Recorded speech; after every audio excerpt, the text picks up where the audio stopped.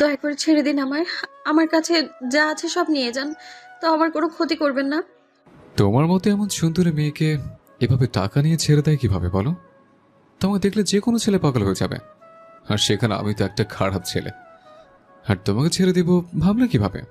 আপনার হাত জোর করে বলছি, আমার সর্বনাশ করবেন না। আপনার যত টাকা লাগে আমায় বলেন, আমি দিয়ে দিব, কিন্তু আমার ক্ষতি করবেন না।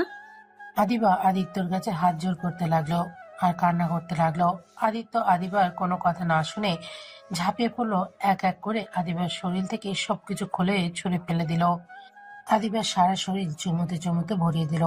আদিবা আদিত্যকে সরিয়ে দেওয়ার চেষ্টা করতে লাগলো আর কান্না করতে লাগলো, কিন্তু আদিবার কান্না আদিত্যর কানে পৌঁছালো না।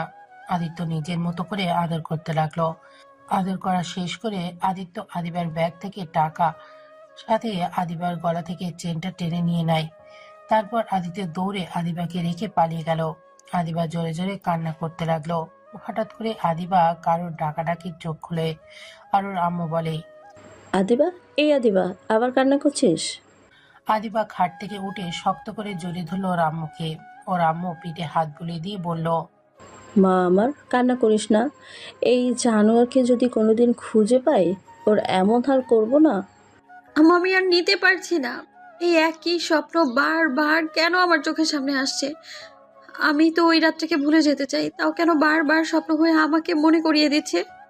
তুই এইটা নিয়ে বেশি ভাবিস জন্য এমন হয়। তোকে কতবার বললাম এসব নিয়ে ভাবিস না, যা হবার হয়ে গেছে। তুই যে বেঁচে আছোস এইটাই অনেক। আমার একমাত্র মেয়ে তুই, তোর কিছু হয়ে গেলে আমরা কিভাবে বেঁচে থাকতাম বল? আম্মু, আমি একটা ধর্ষিতা মেয়ে, আমার বেঁচে থাকার কোনো মানে নেই। তার চেয়ে মরে যাওয়া ভালো ছিল আমার। প্লিজ এসব কথা রাখ। অফিসে যাবি না?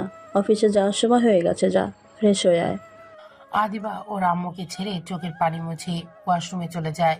আর এদিকে আদিত্য সকালে ঘুম থেকে উঠে গোসল করে ইন্টারভিউ দেওয়ার জন্য রেডি হয়ে নিল। আদিত্য ছোট বোন এসেছে। আদিত্যকে বলল, ভাই, রান্না শেষ, খাবার খেয়ে বের হ। আদিত্য ওর বোনের কথা শুনে ওর বোনের সাথে যেতে লাগলো। আদিত্যর বোন একটা পাটি মাটিতে বিছিয়ে আদিত্যকে বসতে দিল। আদিত্য বসলে আদিত্যর বোন আতিয়ার খাবার বেড়ে দিল। আদিত্য খাবারের প্লেটটা হাতে নিয়ে ওর বোনকে খাইয়ে দিতে লাগলো আর নিজে খেতে লাগলো। খাবার খাওয়া শেষ করে আদিত্য বলল, বনু, তুমি ঘরে থেকো, দরকার ছাড়া দরজা খোলো না। আমি বাসায় আসলে তোকে নিয়ে করতে যাব। আচ্ছা? আচ্ছা ভাই। আদিত্য বাড়ি থেকে বের হয়ে 10 মিনিট হেঁটে বাস কাউন্টারে গিয়ে লোকাল বাসে উঠে বসলো। 20 মিনিট পর বাস থেকে নেমে রিক্সা নিয়ে সোজা অফিসের সামনে গিয়ে নেমে তাড়াতাড়ি করে অফিসের ভেতরে ঢুকে পড়লো। ভেতরে গিয়ে দেখে অনেকজন দাঁড়িয়ে আছে ইন্টারভিউ দেওয়ার জন্য।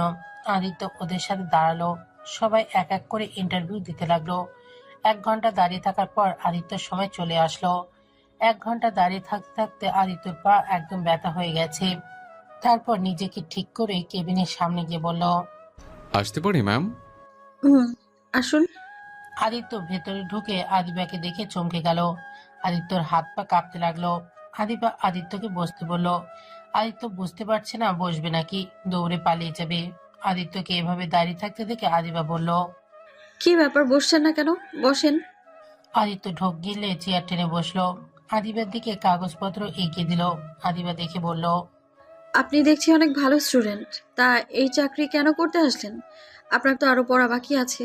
এই অল্প বয়সে চাকরি নিতে এসেছেন? আমার চাকরিটা দরকার, তাই এই বয়সে চাকরির ইন্টারভিউ দিতে এসছে। হুম, বুঝলাম। আমার একজন বিশ্বাসযোগ্য মানুষ লাগবে, যে আমার পাশে আশেপাশে সব সময় থাকবে, আমাকে প্রোটেক্ট করবে, আর সাথে আমার হাতের কাজগুলো করে দিবে। আচ্ছা। আদিবা আদিত্যকে অনেক ধরনের প্রশ্ন করতে লাগলো। আদিত্য ভয়ে ভয়ে প্রশ্নের সবগুলো উত্তর দিতে লাগলো। আদিবা আদিত্যকে বলল, আচ্ছা, আপনি তাহলে আসতে পারেন।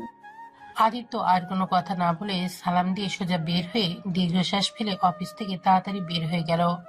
আদিত্য হেঁটে বাস স্ট্যান্ডে চলে গেল। বাসের অপেক্ষায় বসে থাকলো। আদিত্য বাস কাউন্টারের সামনে বসে ভাবতে লাগলো। হায় আল্লাহ, এ আমি কি করছি? যদি কোনোদিন ধরা পড়ে যাই তাহলে আমাকে মেরে ফেলবে। আর ভাগ্যক্রমে তোর অফিসে ইন্টারভিউ দিতে গেলাম, যদি সেই দিন কালো মাস্ক পরা না থাকতো তাহলে তো আমাকে চিনে ফেলতো। আদিত্যর কথা ভাবতে লাগলো। বাস আসলে আদিত্য ভাবনার জগৎ থেকে বের হলে বাসে উঠে বসলো।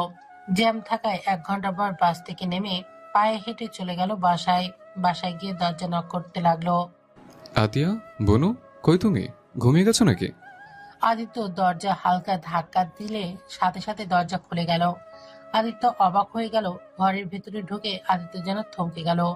আদিত্য দৌড়ে গিয়ে ওর চাচাতো ভাইকে লাথি দিয়ে ফেলে দিল। আদিত্য ওর বোনের পা জড়িয়ে ধরে কান্না করতে লাগলো। গলা ফাঁস থেকে আতিয়াকে নামিয়ে খাটে শুয়ে দিয়ে মুখে ডাকতে লাগলো। এই বনু, বনু, এই বনু, উঠো না। এই বনু, কথা বলছো না কেন? উঠো না। আদিত্য চিৎকার করে কান্না করতে লাগলো। আদিত্য চাচাতো ভাইয়ের দিকে তাকাতেই ওর চাচাতো ভাই দৌড়ে পালাতে যাবে। তখনই আদিত্য ওর বোনকে রেখে দৌড়ে গিয়ে ওর চাচাতো ভাইকে ধরে মারতে লাগলো। ওর চাচাতো ভাই চিৎকার করে সবাইকে ডাকলে সবাই দৌড়ে এসে আদিত্য রান্নাঘরের বটি নিয়ে এসেছে। সোজা ওর চাচাতো ভাইকে কোপাতে লাগলো। এটা দেখে সবাই ভয়ে কেঁপে উঠলো। আদিত্য চাচা চাচি আদিত্যকে থামানোর চেষ্টা করলো। আমাকে ছাড়েন, আপনার ছেলেকে আমি মেরে ফেলবো। আমার বোনকে ধর্ষণ করে মেরে ফেলেছে, আর আমি ওকে ছেড়ে দেব? ভাবলেন কিভাবে? আদিত্য ওর চাচাতো ভাইকে আরেকবার কোপ দিতে যাবে, সাথে সাথে পুলিশ এসে আদিত্যকে ধরলো। আদিত্য চিৎকার করে কান্না করতে করতে বলল, স্যার, আমাকে ছেড়ে দিন, আমি ওকে মেরে ফেলবো। ওই আমার ছোট বোনকে মেরে ফেলেছে, আমি ওকে ছাড়বো না। সবাই রুমের ভেতরে গিয়ে আতিয়ার মৃতদেহ দেখে। পুলিশরা আতিয়াকে আর আদিত্যকে নিয়ে চলে গেল, আর আদিত্য চাচাতো ভাইকে হসপিটালে পাঠিয়ে দিল। আদিত্য আতিয়ার লাশ ধরে চিৎকার করে কান্না করতে লাগলো, আর আতিয়াকে জড়িয়ে ধরে বলল, এই বোন, ওঠো না। এইভাবে চোখ বন্ধ করে আছো কেন? বোন, চোখ খোলো, চোখ খোলো, দয়া করে। আমাকে ছেড়ে চলে যেতে পারো না। আদিত্য চিৎকার করে কান্না করতে লাগলো। 5 বছর পর আদিত্য জেল থেকে বের হয়ে চারিদিকে চোখ বুলিয়ে দেখতে লাগলো। আদিত্য সারা মুখে দাড়ি দিয়ে ভরে গেছে। আদিত্যকে চেনা যাচ্ছে না। আদিত্য জেলখানা থেকে সোজা বাড়িতে চলে গেল। বাড়ি গিয়ে দেখে ঘরের টিনগুলো জং ধরে গেছে। সারা বাড়ি জঙ্গল দিয়ে ভরে গেছে। আদিত্যকে দেখতে সবাই এসেছে। সবাই আদিত্যকে দেখে নানা ধরনের কথা বলতে লাগলো। আদিত্য দরজা খুলে ভেতরে ঢুকে দেখে মাকড়সার জাল দিয়ে রুম ঢেকে গেছে। আদিত্য মাকড়সার জালগুলো সরিয়ে আতিয়ার ছবিটা আলমারি থেকে বের করে হুড়হুড় করে কেঁদে উঠলো, আর বলতে লাগলো, আমার জন্য আজ তোমাকে আমি হারিয়ে ফেললাম। কথা আছে না, অন্যের সাথে অন্যায় করলে নিজের সাথেও হয়। সেই দিন যদি আমি ওই ভুলটা না করতাম, আজ এমনটা হতো না। আমার পাপের শাস্তি তোকে পেতে হলো রে বোন। আমাকে তুই ক্ষমা করে দিস। আদিত্য কথাগুলো বলে অঝরে কান্না করতে লাগলো। অনেকক্ষণ কান্না করে ব্যাগের ছবিটা নিয়ে দরকারি কাগজপত্র তুলে কিছু শার্ট প্যান্ট তুলে বের হলো। সবাই আদিত্যর দিকে তাকিয়ে আছে। আদিত্য 10 মিনিট হেঁটে বাস কাউন্টারে চলে গেল। বাসে উঠে ঢাকা চলে আসলো। আদিত্যর অনেক ক্ষুধা লাগলে পকেট থেকে 20 টাকা বের করে কলা পাউরুটি কিনে খেতে লাগলো। খাওয়া শেষ করে আদিত্য ফোন বের করে একজনকে কল দিল। কল রিসিভ হলেই ওপাশ থেকে বলল, কে? ভাই, আমি আদিত্য। এটা তো আপনার নাম্বার, আপনি চিনতে পারছেন না? রাকিব চোখ ডুলে ফোনের দিকে তাকিয়ে বলল, ও আদিত্য, তুমি? ঘুমের ভেতরে নাম্বার দেখি নাই। আচ্ছা, তুমি কি ছাড়া পেয়েছো? জি। তুমি এখন কোথায় আছো? জি, আমি বাস কাউন্টার থেকে নেমেছি, একটা দোকানে বসে আছি। আচ্ছা, তুমি বাস কাউন্টারের পাশে থাকো, আমি মানুষ পাঠিয়ে দিচ্ছি। আচ্ছা ভাইয়া। আদিত্য বাস কাউন্টারের সামনে গিয়ে বসলো। অনেকক্ষণ অপেক্ষা করার পর আদিত্যকে কল দিলে আদিত্য রিসিভ করলে দুজন লোক এসে আদিত্যকে নিয়ে গেল। আদিত্য একটা বিশাল বড় বাড়ির সামনে গিয়ে গাড়ি থেকে নামিয়ে দিল। আদিত্য গেট দিয়ে ঢুকে রাকিবকে কল দিলে রাকিব রিসিভ করে বলল, সদর দরজার কাছে আসো। আপনি কোথায়? আমি বসার ঘরে আছি, তুমি আসো। আদিত্য কলটা কেটে সদর দরজার কাছে গিয়ে কলিং বেল চাপ দিতেই দরজা খুলে গেল। আদিত্যকে দেখে মেয়েটা ভেতরে নিয়ে গেল। ভেতরে যেতে রাকিব এসে হ্যান্ডশেক করলো। আদিত্যকে নিয়ে বসার ঘরে বসলো। আদিত্যকে রাকিব ওর আব্বু আম্মুর সাথে পরিচয় করিয়ে দিতে যাবে। আদিত্য চমকে উঠলো। আদিত্য কিছু বলার আগে রাকিবের আম্মু রাহেলা বেগম বলল, তুমি আমার ছেলেকে জেলের ভেতরে অনেক যত্ন রেখেছিলে, তোমার কথা অনেক শুনেছি। তোমাকে কি বলে যে ধন্যবাদ দেব? তোমার সব ঘটনা শুনেছি, সত্যি তোমার সাথে খুব খারাপ হয়েছে। আজ থেকে তুমি আমাদের এখানেই থাকবে, আর নিজেকে কখনোই একা ভাবো না। আজ থেকে আমরা তোমার আপনজন। রাহেলা বেগমের কথা শুনে আদিত্যের চোখ দিয়ে কয়েক ফোঁটা পানি বের হলো। চোখ মুছে বলল, আপনাকে কিভাবে যে ধন্যবাদ দিব আমি ভাষা খুঁজে পাচ্ছি না। রাকিব ভাইয়ের থেকে শুনেছিলাম আপনাদের কথা। আসলে আপনারা অনেক ভালো মানুষ। আচ্ছা রাকিব, তুমি যাও, আদিত্যকে ওর রুম দেখিয়ে দাও। আচ্ছা আম্মু। আদিত্য রাকিবের সাথে যেতে লাগলো। আদিত্য পেছনে মুড়ে আরেকবার রাহেলা বেগম আর সাইফুল চৌধুরীকে দেখতে লাগলো। আদিত্যকে রুমে নিয়ে গেল। রাকিব বলল, রুম তোমার পছন্দ হয়েছে? ভাই আপনাকে যে কিভাবে ধন্যবাদ দিব আমি ভাষা খুঁজে পাচ্ছি না। আপনি আমাকে নিজের বাড়িতে থাকতে দিচ্ছেন। ভাই আমাকে কি এত বিশ্বাস করা ঠিক হচ্ছে? দেখ আদিত্য, আমার তোমাকে অনেক ভালো লেগেছে। আমি তোমায় বলেছিলাম তুমি আমার ছোট ভাই। তোমাকে আমি ছোট ভাইয়ের মতো ভালোবাসি। আমি তোমার সাথে 2 বছর থেকেছি। আমি এই 2 বছরের তোমাকে যতটা চিনেছি, তুমি মানুষটা অসাধারণ অসাধারণ। শুনো, ফ্রেশ হয়ে নাও, বাইরে বের হব। তোমার মুখে কি অবস্থা হয়েছে? চুল কাটতে হবে, দাড়ি কাটতে হবে, পোশাক কিনতে হবে। একদম পাগল পাগল দেখা যাচ্ছে তোমায়। ভাইয়া আমার জন্য এত করতে হবে না। আপনি আমাকে থাকতে দিয়েছেন, এটি আমার জন্য যথেষ্ট। আমাকে একটু একটা কাজ দিলে আর কিছু চাই না। এত কথা বলো না। 2 বছরে বুঝে গেছো আমার রাগ উঠে যায়, যার কারণে 2 বছর জেলও খাটতে হয়েছে। রাগের বসে নিজের গার্লফ্রেন্ডকে মেরে ফেলতে নিয়েছিলাম, আর তুমিও আবার রাগ তুলো না। আমি যা করি তাই চুপচাপ দেখে যাও। ভাইয়া এত রাগ কিন্তু ভালো না। আর আপনি তো আবুকে অনেক ভালোবাসেন, কেন যে মাথা গরম করে তাকে হারিয়ে ফেললেন? ভাই আবুর কোনো খোঁজ পাইছেন? এই লন্ডন থেকে দেশে আসবে 2 দিন পর। আবুর সাথে দেখা করবেন না? আবুকে ছাড়া কিভাবে থাকবেন? আবুকে বোঝানো লাগবে। সম্ভব না। ওই আমার নামও শুনতে পারে না, আর ওর সামনে যাওয়ার মুখ আমি রাখিনি। কিভাবে যাব ওর সামনে? আর আমি একটা সাইকো। আমার মতো সাইকোর সাথে কোন বাবা মেয়ে বিয়ে দিয়ে বিপদে পড়বে? ভাইয়া মানুষ মাত্রই ভুল, আর মানুষ সারা জীবন এক থাকে না। আবুকে বোঝাতে হবে। উনি নিশ্চয়ই আপনাকে ক্ষমা করে আপনার হয়ে যাবেন। জানি না। আচ্ছা তুমি যাও। আদিত্য শার্ট প্যান্ট নিয়ে ওয়াশরুমে গেল। আদিত্য ভ্যাবাচাকা খেয়ে যায়। আদিত্য বাইরে এসেছে বলল, ভাইয়া কল নাই, গোসল করবো কিভাবে? আরে কল নাই, ওয়েট, আমি দেখিয়ে দেই। রাকিব আদিত্যকে নিয়ে গিয়ে আদিত্যর সব দেখিয়ে দিল। আদিত্য কয়েকবার চেক করে দেখে নিল। রাকিবে চলে গেলে আদিত্য গোসল করে নিল। শার্ট প্যান্ট পরে বাইরে আসলে আয়নার সামনে দাঁড়িয়ে ভ্রু কুঁচকে তাকিয়ে শার্ট প্যান্ট টানতে লাগলো। রাকিব দরজার কাছ থেকে দেখে হাসতে লাগলো। আদিত্য হাসির শব্দ শুনে পেছন ঘুরে তাকিয়ে লজ্জা পেয়ে গেল। রাকিব বলল, ওয়েট করো, আপাতত আমার শার্ট প্যান্ট পরে নাও। রাকিব ওর রুমে গিয়ে শার্ট প্যান্ট নিয়ে এসেছে। আদিত্যকে দিলে আদিত্য ওয়াশরুমে গিয়ে পরিবর্তন করে নিল। আদিত্যকে দেখে রাকিব বলল, বাহ, অনেক সুন্দর লাগছে। তুমি দেখি আমার থেকেও কিছুটা লম্বা আছো। তোমার পাশে গেলে সবাই তোকে বড় বলবে, আমাকে ছোট বলবে। রাকিব কথাগুলো বলে হাসতে লাগলো। আদিত্য মুচকি হাসলো। তারপর রাকিবের সাথে নিচে গেল। রাহেলা বেগম নিজের ছেলেকে হাসতে দেখে নিজের মুখে হাসি রেখা ফুটিয়ে উঠলো। মনে মনে ভাবতে লাগলো, আমার ছেলেটা এত সুন্দর করে হাসতে পারে, আমার জানাই ছিল না। সব সময় তো রাগ জিদ কঠোর কণ্ঠে কথা বলতো। এই ছেলেটা আমার ছেলেকে অনেক পরিবর্তন করে দিয়েছে। রাহেলা বেগমকে দেখে আদিত্য চুপ হয়ে গেল। রাকিব রাহেলা বেগমকে দেখে বলল, আম্মু দেখো, আদিত্য আমার শার্টও লাগে না, আমার থেকেও বেশি লম্বা। ওর সামনে আমাকে বাচ্চা মনে হচ্ছে, আর ওই আমার বড় ভাই মনে হচ্ছে। রাকিব কথাটা বলেই হাসতে লাগলো। রাহেলা বেগম হেসে বলল, হুম, আদিত্য তোমার বয়সে ছোট, কিন্তু ওর যতটা বুদ্ধি আছে তোমার তাও নেই। তুমি ছোট মানুষের মতো রাগ জিদ করো। আম্মু আমি কিন্তু এখন অনেক ভালো হয়ে গেছি। সরি বাবা, ভুল হয়ে গেছে, মনে ছিল না আমার। কলিজার টুকরাটাই যে ভালো হয়ে গেছে। রাকিব রাহেলা বেগমের কাছে গেল। রাহেলা বেগম রাকিবের কপালে চুমু দিল। আদিত্য রাকিব রাহেলা বেগমের ভালোবাসা দেখে নিজের অজান্তেই চোখের পানি চলে আসলো। আদিত্য পানি মুছে ফেললো। রাকিব রাহেলা বেগমকে ছেড়ে দিয়ে বলল, আম্মু আদিত্যকে নিয়ে বের হচ্ছি। খাবার খাওয়া নিয়ে যাও, আদিত্য নিশ্চয়ই ক্ষুধা লেগেছে। আমি রেস্টুরেন্ট থেকে খাওয়া খাওয়া দিব। আদিত্য চলো আমার সাথে। রাকিবের সাথে আদিত্য যেতে লাগলো। আদিত্যকে নিয়ে সোজা সেলুনে চলে গেল। চুল দাড়ির সাথে ফেসিয়াল করালো। সব করা শেষ হলে রাকিব আদিত্যকে দেখে অবাক হয়ে বলল, মাশাল্লাহ, ছোট ভাই তোমাকে তো একদম হিরোদের মতো লাগছে। তোমাকে দেখে আমার হিংসে হচ্ছে। ভাই মজা করেন না, আপনি আমার থেকে দ্বিগুণ হ্যান্ডসাম। হয়েছে, চলো এবার রেস্টুরেন্টে যাব। খাবার খেয়ে তোমার জন্য পোশাক কিনে বাসা যাব। আদিত্য রাকিবের সেলুন থেকে বের হয়ে বাইকে উঠে পড়লো।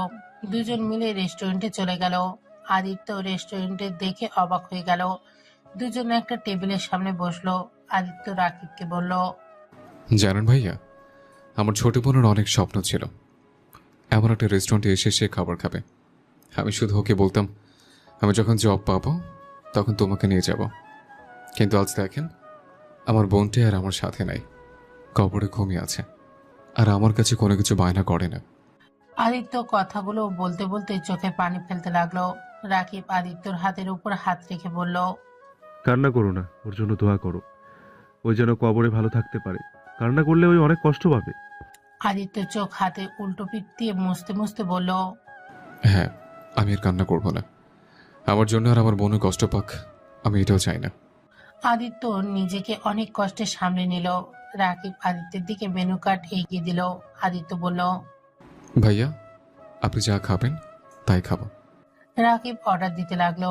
অনেকক্ষণ পর অর্ডার সব খাবার চলে আসলো। আদিত্য হাত দিয়ে খেতে গেলে রাকিব আদিত্যকে শিখিয়ে দিতে লাগলো। আদিত্য খেতে গিয়ে বারবার খাবার ফেলে দিচ্ছে। রাকিব হাত দিয়ে খেতে লাগলো। আদিত্য হেসে চামচ রেখে হাত দিয়ে খেতে লাগলো আর বলল, জানেন ভাইয়া, হাত দিয়ে খাওয়ার যে শান্তি, সেটাতে চামচ দিয়ে খাওয়া এতটা মজা পাওয়া যায় না। ঠিক বলেছো। দুজন গল্প করতে করতে খাবার খেয়ে নিল।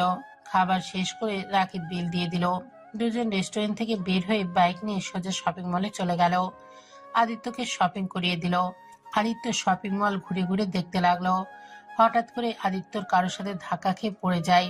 আদিত্য উঠে মেয়েটাকে সরি বলবে, তার আগেই মেয়েটা ঠাস ঠাস করে থাপ্পড় মারলো। এই ছেলে, চোখে দেখো না? সরি আপু। বেয়াদব ছেলে কোথাকার! আবার আদিত্যকে মারতে যাবে, তখনই রাকিব এসে রূপার হাত ধরে বলল, ওই বলছো তো সরি, তাই না? আমার আবার মারতে যাচ্ছ কেন? রূপা রাকিবকে দেখে অবাক হয়ে গিয়ে সাথে সাথে হাত ছাড়িয়ে নিয়ে চলে যেতে লাগলো। আদিত্য অবাক হয়ে গেল। আদিত্য রাকিবকে বলল, ভাইয়া ওনাকে চেনেন নাকি? আপনাকে কিছু না বলে চলে গেল। ওইটা তোমার আপু? আপু মানে? রূপা আপু। কিন্তু উনি না 2 দিন পর লন্ডন থেকে আসবে। জানি না, আমার এক ফ্রেন্ড তো তাই বলছিল। আপুকে ডাক দেই। আদিত্য রূপাকে ডাক দিয়ে দৌড়ে গেল। রাকিব আদিত্যর পিছু পিছু যেতে লাগলো আর বলতে লাগলো, আদিত্য দাঁড়াও। আপুকে আগে আটকে নেই, তারপর দাঁড়াবো। আদিত্য রাকিবের কোনো কথা না শুনে শপিং মল থেকে বের হলে দেখে রূপা গাড়িতে উঠবে। সাথে সাথে আদিত্য হাঁপাতে হাঁপাতে বলল, আপু, আমার আপনার সাথে কথা আছে। কি কথা? একটু আমাকে বলতে দেন। আদিত্য, এইভাবে কেউ দৌড়ায়? ভাইয়া ওয়েট করেন, নিঃশ্বাস ফেলতে দেন। রূপা রাকিবকে দেখে গাড়িতে উঠতে যাবে, সাথে সাথে আদিত্য গাড়ির দরজা আটকে দিয়ে বলল, আপু প্লিজ, রাগ করে চলে যাবেন না, প্লিজ একটু আমার কথা শুনেন।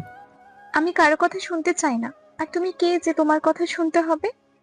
আপনার একটা ছোট ভাই হিসেবে ধরতে পারেন, প্লিজ আমার কথাটা শোনেন। রূপা কিছু বলতেই যাবে, তখনই পিছন থেকে কেউ বলে উঠল, রূপা। দোস্ত, তুই কেমন আছোস? রূপা আদিত্যকে এড়িয়ে আদিবাকে জড়িয়ে ধরলো। আদিত্য পিছনে ঘুরে আদিবাকে দেখে ভয়ে হাত পা কাঁপতে লাগলো। আদিবা রূপাকে বলল, রূপা, তুই না 2 দিন পর আসবি? এখানে কি করছিস? সবাইকে সারপ্রাইজ দিব, তাই গতকাল রাতে এসেছি। সাবাকে সারপ্রাইজ দিব জন্য কিছু বলিনি।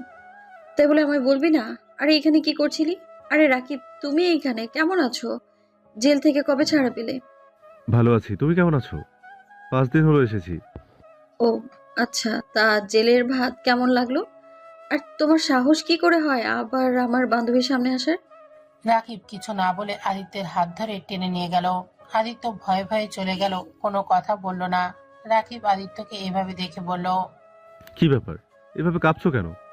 কিছু হয়েছে তোমার? না। রাকিব বাইকে উঠে পড়লে আদিত্য পেছনে উঠে বসলো। দুজন বাসায় চলে গেল। আদিত্য রুমে এসে খাটে বসে ভাবতে লাগলো। আমাকে যেভাবে হোক ওনার কাছ থেকে ক্ষমা চাইতে হবে, না হলে আমি কখনোই শান্তিতে ঘুমাতে পারবো না। আমার বোন শান্তি পাবে না। আমাকে যেভাবে হোক ওনার কাছ থেকে ক্ষমা চাইতে হবে। কীভাবে ওনার সাথে যোগাযোগ করব? যেভাবে হোক আমাকে ওনার সাথে কথা বলতে হবে। আর ওনার চেইনটা ফিরিয়ে দিতে হবে। আদিত্য কথাগুলো ভাবছিল। রাকিব নিজের রুমে গিয়ে রূপার কথা ভেবে চোখ বেয়ে পানি ঝরতে লাগলো। 8টার দিকে আদিত্য রাকিবের রুমে আসলে রাকিবের রুম অন্ধকার হয়ে আছে। আদিত্য লাইট জ্বালিয়ে দিল। রাকিব ওপর হয়ে শুয়ে আছে। আদিত্য রাকিবকে আস্তে আস্তে ডাকতে লাগলো। রাকিব ঘুমো ঘুমো চোখে খাটে বসে বলল, কিছু বলবেন? ভাইয়া, আপনি কি কান্না করছেন? ভাইয়া, কান্না না করে আপুকে বোঝানোর চেষ্টা করলেই তো পারেন। আর আপু যদি আপনাকে সত্যি ভালোবেসে থাকে, আমার বিশ্বাস লাস্টবারের মতো আপনাকে অনেক ক্ষমা করে দেবে। আমি কোন মুখে ওর সামনে যাব? আমি ওকে গলা টিপে মেরে ফেলতে চাইছিলাম, শুধুমাত্র অন্যজনের কথায় ওকে ভুল বুঝে। আমি কেমন ভালোবাসলাম ওকে যে আমি আমি ওকে বিশ্বাস করতে পারলাম না। অন্য কারো কথায় ওকে বিশ্বাস করলাম। ভাইয়া, আপনি অন্যায় করছেন। আপনি তো 2 বছর জেলও খাটলেন। আপনার আম্মু আব্বু বা কেউ আপনার খোঁজ খবরও নেয়নি, আপনাকে শাস্তি দিয়েছে। আপনি তো এখন আগের মতো নেই, অনেকটা ভালো হয়ে গেছেন। ওই আমাকে কখনোই ক্ষমা করবে না। ও আমাকে সহ্য করতে পারছে না। আচ্ছা ভাইয়া, নতুন করে আপুকে পটালে কেমন হয়? মানে? আদিত্য রাকিবকে কিছু প্ল্যান বলল। রাকিব শুনে ভ্রু কুচকে বলল, মুখে জুতা ছুঁড়ে মারবে? আরে, ট্রাই তো করতে পারেন। আচ্ছা। আচ্ছা ভাইয়া, একটা কথা বলার ছিল। বলো। আপুর সাথে যে একটা মেয়ে দেখলাম, উনি কে? আপনি কি চেনেন? চিনি। আমার আব্বুর আর রূপার আব্বুর বন্ধুর মেয়ে। আর রূপার বেস্ট ফ্রেন্ড। ও আচ্ছা, ওনার কি বিয়ে হয়ে গেছে? না, বিয়ে ঠিক হয়েছিল, কিন্তু আদিবা ধর্ষণের শিকার হয়েছিল, যার কারণে যার সাথে বিয়ে ঠিক হয় তারা বিয়ে ভেঙে দিয়ে চলে যায়। আর ধর্ষিতা মেয়েকে কেউ বিয়ে করতে চায় না। বিয়ে করতে চাইলে ওদের সম্পদের লোভে বিয়ে করতে আছে। এটা তো ভালো করে জানো। ধর্ষিতা মেয়েদের জীবন কতটা কঠিন হয়ে দাঁড়ায় সমাজের মানুষদের জন্য। আর শুনেছি ওর নাকি বিয়ে ঠিক হয়েছে। 4 দিন পরে মনে হয় বিয়ে, আমাদের দাওয়াত দিয়েছে। বাট আমি যাব না, আব্বু আম্মু যাবে। কেন যাবেন না? শোনেন, এটা ভালো সময়। রূপা আপু তো অবশ্যই ওনার বিয়েতে যাবে, তখন ওনাকে কাছে পাবো, ওনাকে ইমপ্রেস করতে সুবিধা হবে। তাই তো, কথাটা খারাপ বলো নাই। এই সুযোগ কাজে লাগাতে হবে। হুম, এখন মন খারাপ না করে হাসেন। আচ্ছা, তুমি বসো, আমি ওয়াশরুম থেকে আসছি। রাকিব ওয়াশরুমে চলে গেল। আদিত্য নিজের ওপরে অনেক রাগ হতে লাগলো। মনে মনে ভাবতে লাগলো, আল্লাহ জানে আমার জন্য ওনাকে কত কি সহ্য করতে হয়েছে। ধর্ষিত মেয়েদের জীবনটা একদম সমাজের মানুষ নরক বানিয়ে ফেলে। হে আল্লাহ, আমি আর পারছি না। কিছু মিনিটের সুখের জন্য একটা লাইফ বরবাদ করে ফেলেছি। আমি কিভাবে ওনার থেকে ক্ষমা চাইব? কোন মুখ নিয়ে ওনার সামনে দাঁড়াবো? আদিত্য কথাগুলো ভাবতে লাগলো। আর রাকিব ওয়াশরুম থেকে ফ্রেশ হয়ে বের হয়ে আদিত্যকে বলল, চলো ছাদে যাই, রাতের ভিউটা অনেক সুন্দর লাগে। আচ্ছা চলেন। আদিত্য রাকিবের সাথে ছাদে চলে গেল। ছাদে গিয়ে দুজন দোলনায় বসে থেকে আকাশের দিকে তাকিয়ে দেখতে লাগলো। আদিত্য রাকিবকে ডাক দিলে আদিত্য আর রাকিব নিচে চলে গেল। 4 জন খাবার খেতে বসলো। আদিত্য খাবার খাচ্ছিল আর মাঝে মাঝে রাহেলা বেগম আর সাইফুল চৌধুরীর দিকে তাকিয়ে দেখতে লাগলো। বিষয়টা রাহেলা বেগমের চোখ পড়লো। রাহেলা বেগম খাবার মুখে দিতে দিতে বলল, আদিত্য, কিছু লাগবে? যা লাগে নিয়ে খাও। না আন্টি, কিছু লাগবে না। 4 জন খাবার খাওয়া শেষ করে বসার ঘরে গিয়ে বসে গল্প করতে লাগলো। কথা বলার মাঝখানে আদিত্য বলে উঠল, আচ্ছা, রাকিব ভাই কি এলাকায়? তার কোনো ভাই বোন নাই? আদিত্যর কথা শুনে রাহেলা বেগম সাইফুল চৌধুরী থমকে গেল। রাহেলা বেগমের মুখ মলিন হয়ে গেল। আদিত্য তাদের মুখ দেখে বলল, আঙ্কেল, আন্টি, আমি কিছু কোনো ভুল প্রশ্ন করে ফেললাম, তাহলে সরি, আমাকে ক্ষমা করে দিন। আরে না, কোনো ভুল প্রশ্ন করো না। আমার 2টাই সন্তান। আরেকজন কোথায়? জানি না। মানে? আমার ছোট সন্তান কোথায় আছে আমরা কেউ জানি না। বেঁচে আছে নাকি মারা গেছে কিছুই জানি না। কথাটা বলে রাহেলা বেগমের চোখে পানি টলমল করতে লাগলো। রাকিব রাহেলা বেগমের দিকে তাকিয়ে বলল, আম্মু আবার কান্না করছো? আমি তো আছি নাকি? এভাবে কান্না করলে আমার ভালো লাগে না কিন্তু।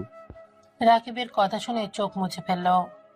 না, আমি আর কাটবো না, তোমরাই খাবার খাও। রাহেলা বেগম আর কিছু না খেয়ে উঠে চলে গেল। আদিত্য মাথা নিচু করে বলল, সরি, আমার জন্য আন্টি না খেয়ে চলে গেল। আরে তেমন কিছু না, আম্মু মাঝে মাঝে এমন করে। আমার ছোট ভাই হারিয়ে যাওয়ার পর থেকে এমন করে, অনেকের খাবার ছেড়ে উঠে গেছে। আচ্ছা ভাইয়া, আপনার ছোট ভাই হারিয়ে গেল কিভাবে? 2004 সালে আমার আম্মুকে আর ছোট ভাই রাফিকে নিয়ে পার্কে গেছিল। আমি আইসক্রিমের বায়না ধরলে আম্মু আমার জন্য আইসক্রিম কিনতে চলে যায়, আর আমি আর আমার ছোট ভাই খেলা করছিলাম। হঠাৎ করে আমি প্রজাপতি থেকে প্রজাপতির পিছন পিছন চলে যাই। আমি রাস্তায় পৌঁছে গেলে অ্যাক্সিডেন্ট হতে যাবে, তার আগে আম্মু দৌড়ে আমার কাছে যায়, আমাকে কোলে তুলে নিয়ে এসেছে। এসে দেখে আমার ছোট ভাই যেখানে রেখে গিয়েছিলাম ওইখানে নেই। শুধু আমার ছোট ভাই না, ওইখানে আরো ছোট 3টা বাচ্চা ছিল, ওদেরকেও খুঁজে পাই নাই। আজ 20 বছর হয়ে গেল, কাউকে এখন পর্যন্ত পাওয়া যায়নি। রাকিব কথাগুলো বলে এক পর্যায়ে কান্না করে দিল আর বলতে লাগলো, নিজের উপর খুব রাগ হয়। সেই কথা শোনার পর থেকে নিজের উপরে রাগ হতে থাকে, আস্তে আস্তে নিজের উপরে ঘৃণা ধরে যায়। এই ভেবে যে আমার জন্য আমার ছোট ভাইকে আমি হারিয়ে ফেলছি। সেদিন যদি বায়না না ধরতাম তাহলে আজ আমার ভাই আমাদের সাথে থাকতো। এই একটা ভাবনা চিন্তা আমাকে কুড়ে কুড়ে খাচ্ছে। আমি নিজের রাগ অন্য কারো উপর খাটিয়ে ফেলি। ভাইয়া কান্না করো না, এখানে তোমার কোনো দোষ নাই। তুমি নিজেও তো ছোট ছিলে, তখন কিডন্যাপারদের সাথে তুমি পারতে না। ওরা হয়তো তোমার ভাইয়ের সাথে তোমাকে তুলে নিয়ে যাইতো। আমি জানি না, কিন্তু আমাকে নিয়ে গেলে তাও নিজের কাছে অপরাধী মনে হতো না। তিলে তিলে এইভাবে শেষ হয়ে যেতে হতো না। আদিত্য রাকিবকে সান্ত্বনা দিতে লাগলো, সাথে সাইফুল চৌধুরী দিতে লাগলো। রাকিব ওর আব্বুকে জড়িয়ে ধরে কান্না করতে লাগলো। আদিত্য একটা প্লেট খাবার বেড়ে রাহেলা বেগমের রুমের দিকে যেতে লাগলো। রাকিবের সাইফুল চৌধুরী অবাক হয়ে গেল। আদিত্য রাহেলা বেগমের রুমে গিয়ে বলল, আন্টি, আর তো কিছু বলবে? আদিত্য রাহেলা বেগমের কাছে গিয়ে বসে চোখের পানি মুছে দিয়ে খাবারের লোকমা মুখে তুলে দিয়ে বলল, আন্টি কান্না করবেন না। আজ থেকে আমি আপনার ছোট ছেলে। আপনি মোটেও ভাবেন না আপনার ছোট ছেলে হারিয়ে গেছে। আদিত্যের কথা শুনে রাহেলা বেগম আরো ইমোশনাল হয়ে আদিত্যকে জড়িয়ে ধরলো। আদিত্যর কপালে চুমো দিল। আদিত্য রাহেলা বেগমকে খাবার খাইয়ে দিল। দুজনের ভেতরে ভালো একটা সম্পর্ক হয়ে গেল। 4 দিন পর ভাই ওঠেন, আম্মা আব্বু ডাকছে, তাড়াতাড়ি উঠে বিয়ে বাড়িতে যেতে হবে। আমাকে ঘুমাতে দাও, পরে যাব, এখন যাব না। ভাইয়া আমাদের কাছে কি ভুলে গেছেন? রূপাপুকে ইমপ্রেস করতে হবে তো।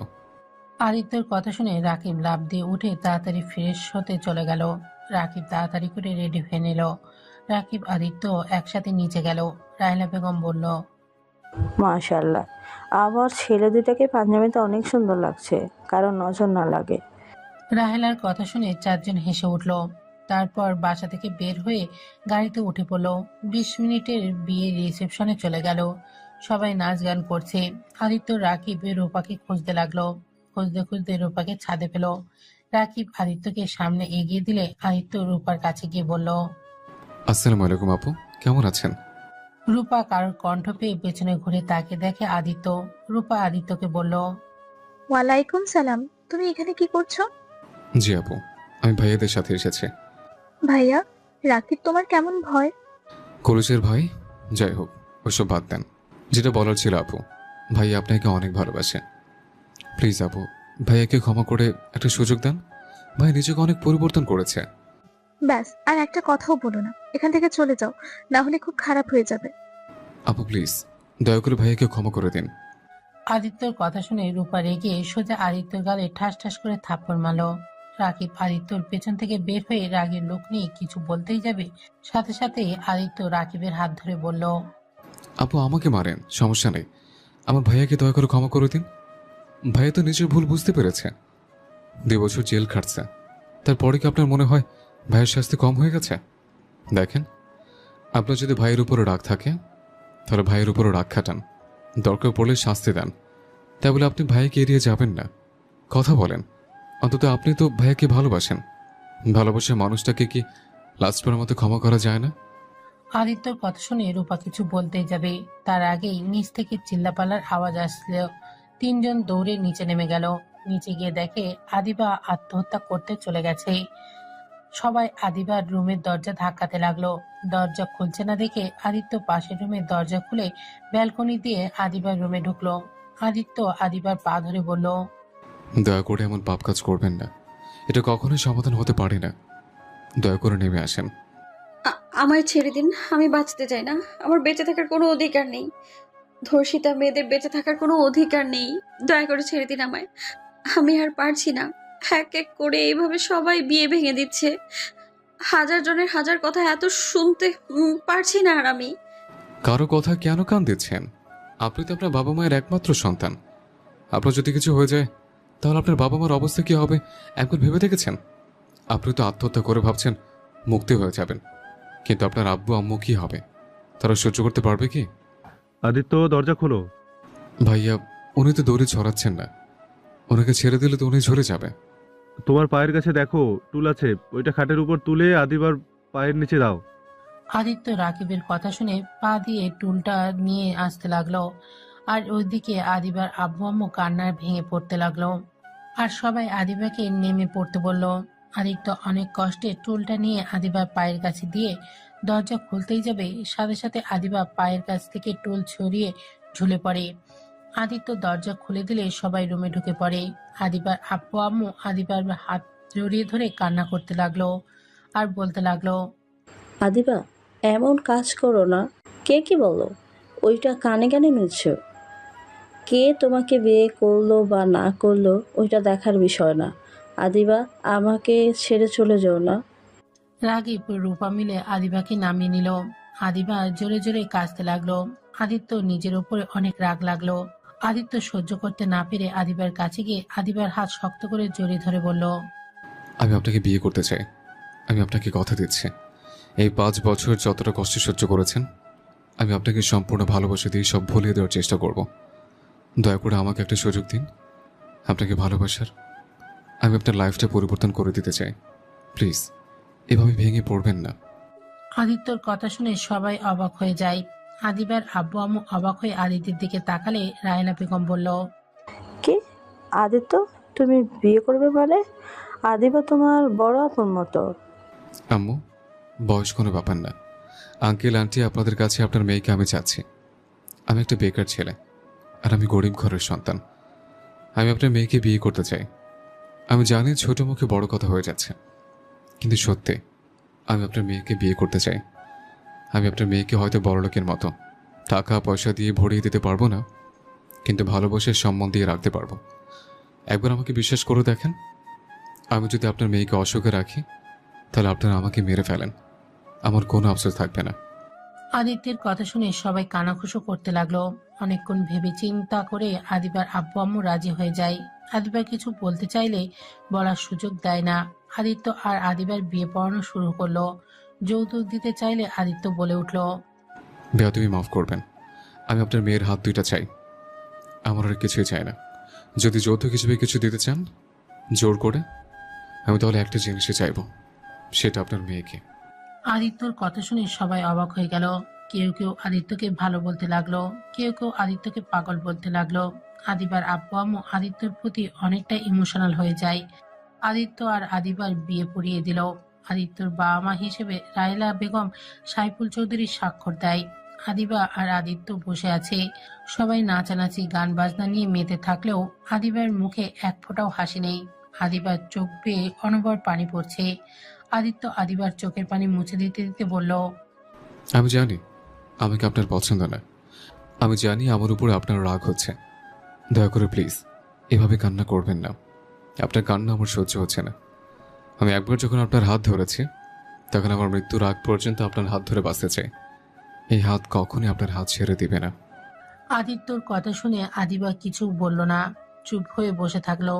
আদিত্য আদিবার জন্য বাসর ঘর সাজানো হলে আদিবা আর আদিত্যকে নিয়ে বাসর ঘরে বসিয়ে দিয়ে আসলো। আদিত্য দরজা লাগিয়ে দিলে আদিবা আদিত্যকে বলল। তুমি কি পাগল? আমার মতো ধর্ষিতা মেয়েকে কেন বিয়ে করলে? বিয়ে তো করলে, আবার যৌতুক পর্যন্ত নিলে না। তুমি আমায় কেন দয়া করলে?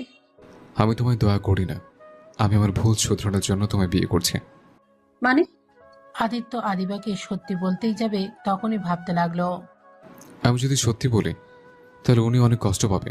না থাক, সময় হলে ওনাকে সব সত্যি বলে দিতে হবে। কি হলো? কি ভাবো এভাবে? আমি চেয়েছিলাম আমি জীবনে বিয়ে করলে একটা ধর্ষিত মেয়েকে বিয়ে করব।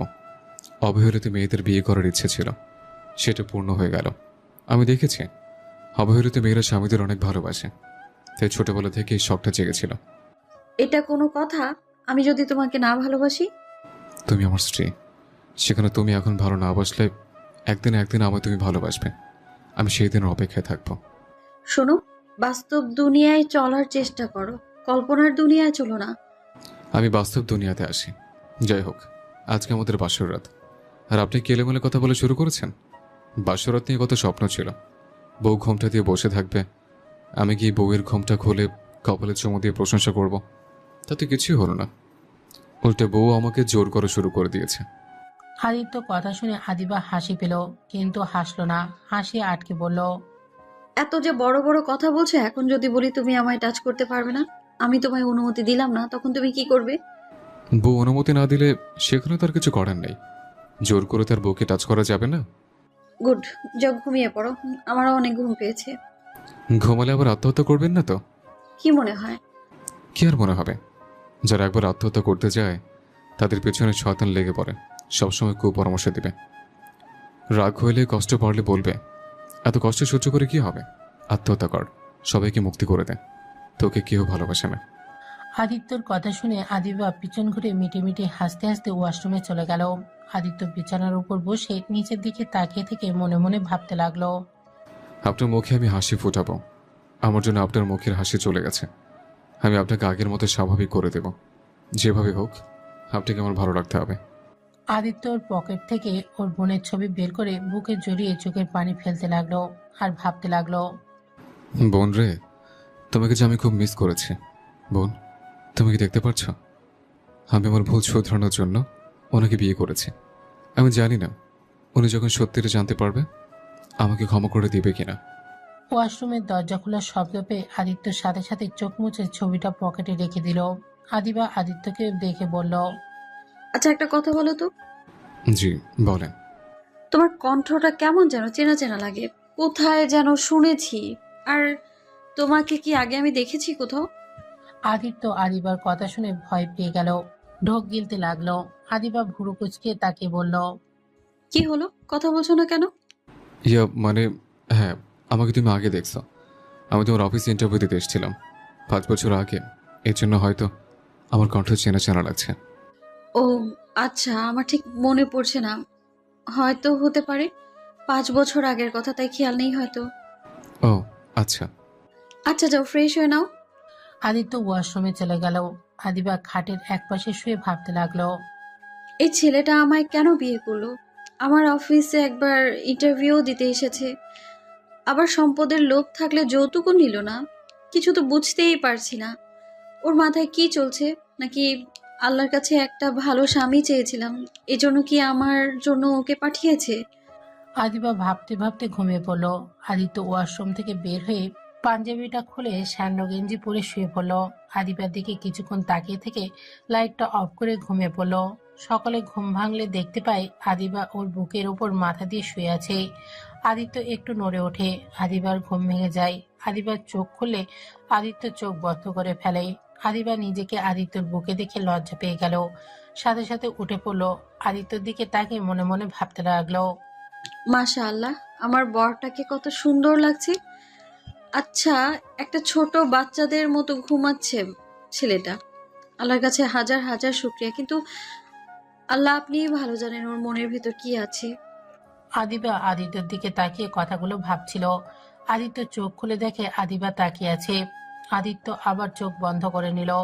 আদিবা ভ্রু কুঁচকে তাকিয়ে বলল, তার মানে তুমি ইচ্ছে করে নিজের বুকের সাথে জড়িয়ে ধরেছিলে আমায়, ঘুমের ভেতর পেয়ে আমার সাথে? ছি! আদিবার কথা শুনে আদিত্য লাফ দিয়ে উঠে ভয় ভয় বলল, বিশ্বাস করো, আমি কিছু করি নাই, আল্লাহর কসম। আমি তুমি ইচ্ছে করে বুকে টেনে নেই নাই, আমি তো ঘুমিয়ে গেছিলাম। ঘুম ভাঙলে দেখি তুমি শুয়ে আছো আমাকে জড়িয়ে ধরে। তোমাকে নড়তে দেখে ভয়ে চোখ বন্ধ করে নিয়েছিলাম, যাতে তুমি আমায় ভুল বুঝতে না পারো। ওকে, বিশ্বাস করলাম। তুমি ভুলেও ঘুমের ভেতর আমায় টাচ করবে না, চেষ্টা করবে না, তাহলে কিন্তু খবর আছে তোমার, বলে দিলাম। আদিবা কথাটা বলে খাট থেকে নেমে মিটিমিটি হাসতে লাগলো আর মনে মনে বলতে লাগলো, বরটা কি ভয় পেয়ে গেছে? মুখটা দেখার মতো ছিল। আদিবা ওয়াশরুমে চলে গেল। আদিত্য খাটের উপরে বসে পড়লো। আদিবা গোসল করে আসলো। আদিবা তোয়াল পেঁচিয়ে আসলে আদিত্য সাথে সাথে চোখ সরিয়ে নিল। আদিবা ড্রেসিং টেবিলের সামনে গিয়ে হেয়ার ড্রাই দিয়ে চুল শোকাতে লাগলো। আদিত্য আর চোখে তাকিয়ে দেখতে লাগলো। আদিবা আয়নায় আদিত্যকে আর চোখে তাকাতে দেখে মিটিমিটি করে হাসতে লাগলো আর ভাবতে লাগলো। দেখবো কি করে, কতক্ষণ নিজেকে কন্ট্রোল করে রাখো, আমার অনুমতি ছাড়া কতক্ষণ নিজেকে ধরে রাখতে পারো, সেটাই দেখবো আমি। আদিবা চুল শুকিয়ে আদিত্যর দিকে তাকিয়ে ভ্রু কুঁচকে বলল। এভাবে কি দেখছো? আদিবার কথা শুনে আদিত্য থতমত খেয়ে গেল। আদিত্য তোতলাতে তোতলাতে বলল। কই কি দেখছি? আমি তো দেখলাম তুমি আমার দিকে তাকিয়েছিলে। হ্যাঁ, তাকাইছি। তো কি হয়েছে? আমি তো আর আপনাকে ধরিনি। আর আপনি এইভাবে একটা ছেলে মানুষের সামনে থাকলে যে কোনো ছেলের আদর করতে ইচ্ছে করবে। আদিত্য কথাটা বলেই সাথে সাথে মুখ চেপে ধরল। আদিবা ভ্রু কুঁচকে তাকাতে আদিত্য দৌড়ে ওয়াশরুমে চলে গেল। আদিত্যকে দৌড়ে যেতে দেখে হাসতে লাগলো। হাসি থামিয়ে শাড়ি পরতে লাগলো। আদিত্য ওয়াশরুম থেকে বের হয়ে দেখে আদিবার শাড়ির কুচি সামলাতে পারছে না। আদিত্য গিয়ে আদিবার কুচি ধরে ঠিক করে দিতে লাগলো। আদিবা মুচকে হাসি দিল। আদিত্য বসা থেকে উঠতেই আদিবা হাসি থামিয়ে গম্ভীর গলায় বলল। কি ব্যাপার, তুমি গোসল না করে সবাইকে বোঝাতে চাও নাকি যে আমি তোমায় আমার কাছে আসতে দিইনি? আমার কোনো পোশাক নিয়ে আসে নাই। কে জানতো আপনার বিয়ে খেতে এসছে? আপনাকে বিয়ে করে ফেলবো। আপনি গোসল করেন যান। আমি অলরেডি আপনার জন্য শার্ট প্যান্ট অর্ডার করে দিয়েছি। এখন লাগবে কিনা সেটা চেক করতে হবে। রাকিবের মাপে কি আপনার হয়? তুমি আবার আমার সাথে তাল মিলিয়ে আপনি করছো কেন? আর রাকিব ভাইয়ের মাপ তুমি জানো কিভাবে? তুমি আপনি বলবে আর আমি বললে দোষ? আর রাকিব আমার বেস্ট ওর বয়ফ্রেন্ড। মাঝে মাঝে ওর জন্য শার্ট প্যান্ট কিনতে গিয়েছি, তাই সেখান থেকেই আমার মুখস্থ আছে। ও আচ্ছা। হুম, যাও এখন গোসল করে আসো। ওই তো পার্সেল মনে হয় চলে এসেছে। আদিত্য ওয়াশরুমে চলে গেল। আদিবার দরজা খুলে দেখে রাকিব রূপা দাঁড়িয়ে আছে। রাকিব আদিবার দিকে তাকিয়ে বলল। তোকে কি বলবো রে? তোর যেটা মনে চায় ওইটাই ডাক। তোরা দুজনে একসাথে কাহিনী কি? তোর পার্সেল দিতে এসেছিলাম, এখানে আবার এইটা কেন এসেছে আমি কি জানি। আমার ছোট ভাইয়ের সাথে দেখা করতে আসছি। ভাব। আচ্ছা দুজন বস। রাকিব খাটে বসলে রূপা পার্সেল দিতে দিতে রাকিবের কোলে বসে পড়ে। আদিবা হাসতে লাগলে রূপার সাথে সাথে কোল থেকে নেমে রাকিবকে মারতে গেল। রাকিব রূপাকে ধরে বলল। আরে আমি কি ইচ্ছে করে তোমাকে কোলে বসিয়েছি নাকি? তুমি নিজেই তো আমার কোলে বসেছো। তুই দেখলি আমি বসছি, তাহলে তুই সরে গেলি না কেন?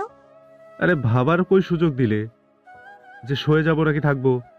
দুজন থাম। আদিত্য তোয়ালে পরে ওয়াশরুম থেকে বের হয়ে দেখে রাকিব আর রূপা। আদিত্যর দিকে তাকিয়ে রূপা বলল। বা দিবা, তোর জামাইটা কত কিউট রে। কথাটা বলে লজ্জা মুখ বানালো। আদিবা রেগে আদিত্যর দিকে পার্সেল ছুঁড়ে মেরে বলল। নিজের শরীর সবাইকে দেখানোর খুব ইচ্ছে জাগে, তাই না? যাও ভেতর যাও, তত্ত্ব সব। আদিত্য পার্সেলটা নিয়ে ওয়াশরুমে চলে গেল। আদিবাকে রেগে যেতে দেখে রূপা হাসতে হাসতে বলল। বাবা, বান্ধবী দেখি জামাইটাকে কারো নজর দিতে দিবে না। দোস্ত, আর কাউকে জামাইয়ের ভাগ দিস বা না দিস, আমাকে দিস তাহলে চলবে। রূপা রাগ তুলিস না তো আমার। আমার জামাইয়ের দিকে নজর দিলে খবর আছে তোর। তোর বয়ফ্রেন্ডের দিকে আমি কোনোদিন নজর দিয়েছি? দেখ নাই, ওটা তোর ভুল, তাই বলে আমি যে দিব না এটা তো হতে পারে না। রূপা বাজে কথা বলবে না। আদিত্য তোমার দেবর হবে, তাই ওকে নিয়ে মজা করা বন্ধ করো। কিসের দেবর? ওই আমার জামাই হবে। রাকিব রেগে যেতে লাগলো, সাথে আদিবাও রেগে গেল। দুজনকে রাখতে দেখে রূপা মনে মনে অনেক হাসতে লাগলো। আদিত্য ওয়াশরুম থেকে বের হয়ে দেখে রাকিব রেগে আছে। আদিত্য তাড়াতাড়ি করে গিয়ে রাকিবকে ধরে বলল। ভাইয়া কি হয়েছে? এত রাগ করছো কেন? ভাই তোমাকে না বললাম মাথা ঠান্ডা রাখতে? আদিত্যকে রাকিব ধাক্কা দিয়ে সরিয়ে দিয়ে বলল। তুমি আর একটা কথাও বলবে না। আমার ভালোবাসাকে তুমি নিয়ে নিচ্ছ। এই কয়েকদিনে আমার আব্বু আম্মুর মনে অনেকখানি জায়গা করে নিয়েছো। আবার আমার ভালোবাসার মানুষটার দিকে নজর দিচ্ছ। রাকিব আদিত্যকে আর কিছু বলতে না দিয়ে হন হন করে চলে গেল। আদিত্য থ মেরে দাঁড়িয়ে থেকে রাকিবের চলে যাওয়ার দিকে তাকিয়ে দেখতে লাগলো। আদিত্য রূপার দিকে তাকিয়ে বলল। আপু, আমি আপনার সাথে কি করছি? আপনি ভাইকে কি বলছেন? আমি তো আপনাকে নিজের বড় বোনের মতো দেখি। আরে কিসের বড় বোন? আমাকে বউয়ের নজরে দেখতে পারো। আদিবা আরো রেগে গেল। রেগে রূপার সামনে আদিত্যকে ধরে ঠোঁটে কিস করে দিল। আদিত্য রূপা অবাক হয়ে গেল। আদিত্য চোখ বড় বড় করে ফেলে। আদিবা 2 মিনিট পর ছেড়ে দিয়ে আদিত্যকে শক্ত করে জড়িয়ে ধরে বলে। আদিত্য শুধু আমার জামাই, আর কারো না। আমার স্বামীর দিকে যে নজর দিবে আমি তার চোখ তুলে ফেলবো। আদিত্য আদিবার কথা শুনে ইমোশনাল হয়ে গেল। আদিত্য আদিবার দিকে তাকিয়ে ভাবতে লাগলো। আমাকে নিয়ে তুমি এমন পাগলামি করছো? যখন জানতে পারবে আমি কোনো ভালো ছিল না, আমি তোমার জীবনটা বরবাদ করে দেওয়ার সেই মানুষটা, আমাকে তুমি তখন ঘৃণা করবে। আমাকে এতটা ভালোবাসা তখন আর হইতে দিবে না। রূপা আদিবার পাগলামি দেখে হাসতে লাগলো। আদিবা রূপাকে দেখে হাসতে হাসতে বলল, তোর কি মনে হয় আমি তোর জামাই থেকে নজর দিব? আরে, আমি তো রাকিব আর তোকে একটু জেলাস করাচ্ছিলাম। শোন, তুই ভালো করে জানোস আমার মন প্রাণ জোরে শুধুমাত্র রাকিব, আর কেউ নাই। আর জায়গা আমি কাউকে দিতেও পারবো না। আর আদিত্য তো আমার ছোট ভাইয়ের মতন, আর তার ওপরে আবার তোর স্বামী সেখানে। আমি ওর দিকে নজর কিভাবে দেই বলতো? রূপার কথা শুনে আদিত্য অনেকটাই খুশি হলো। আর আদিবা লজ্জায় পড়ে গেল।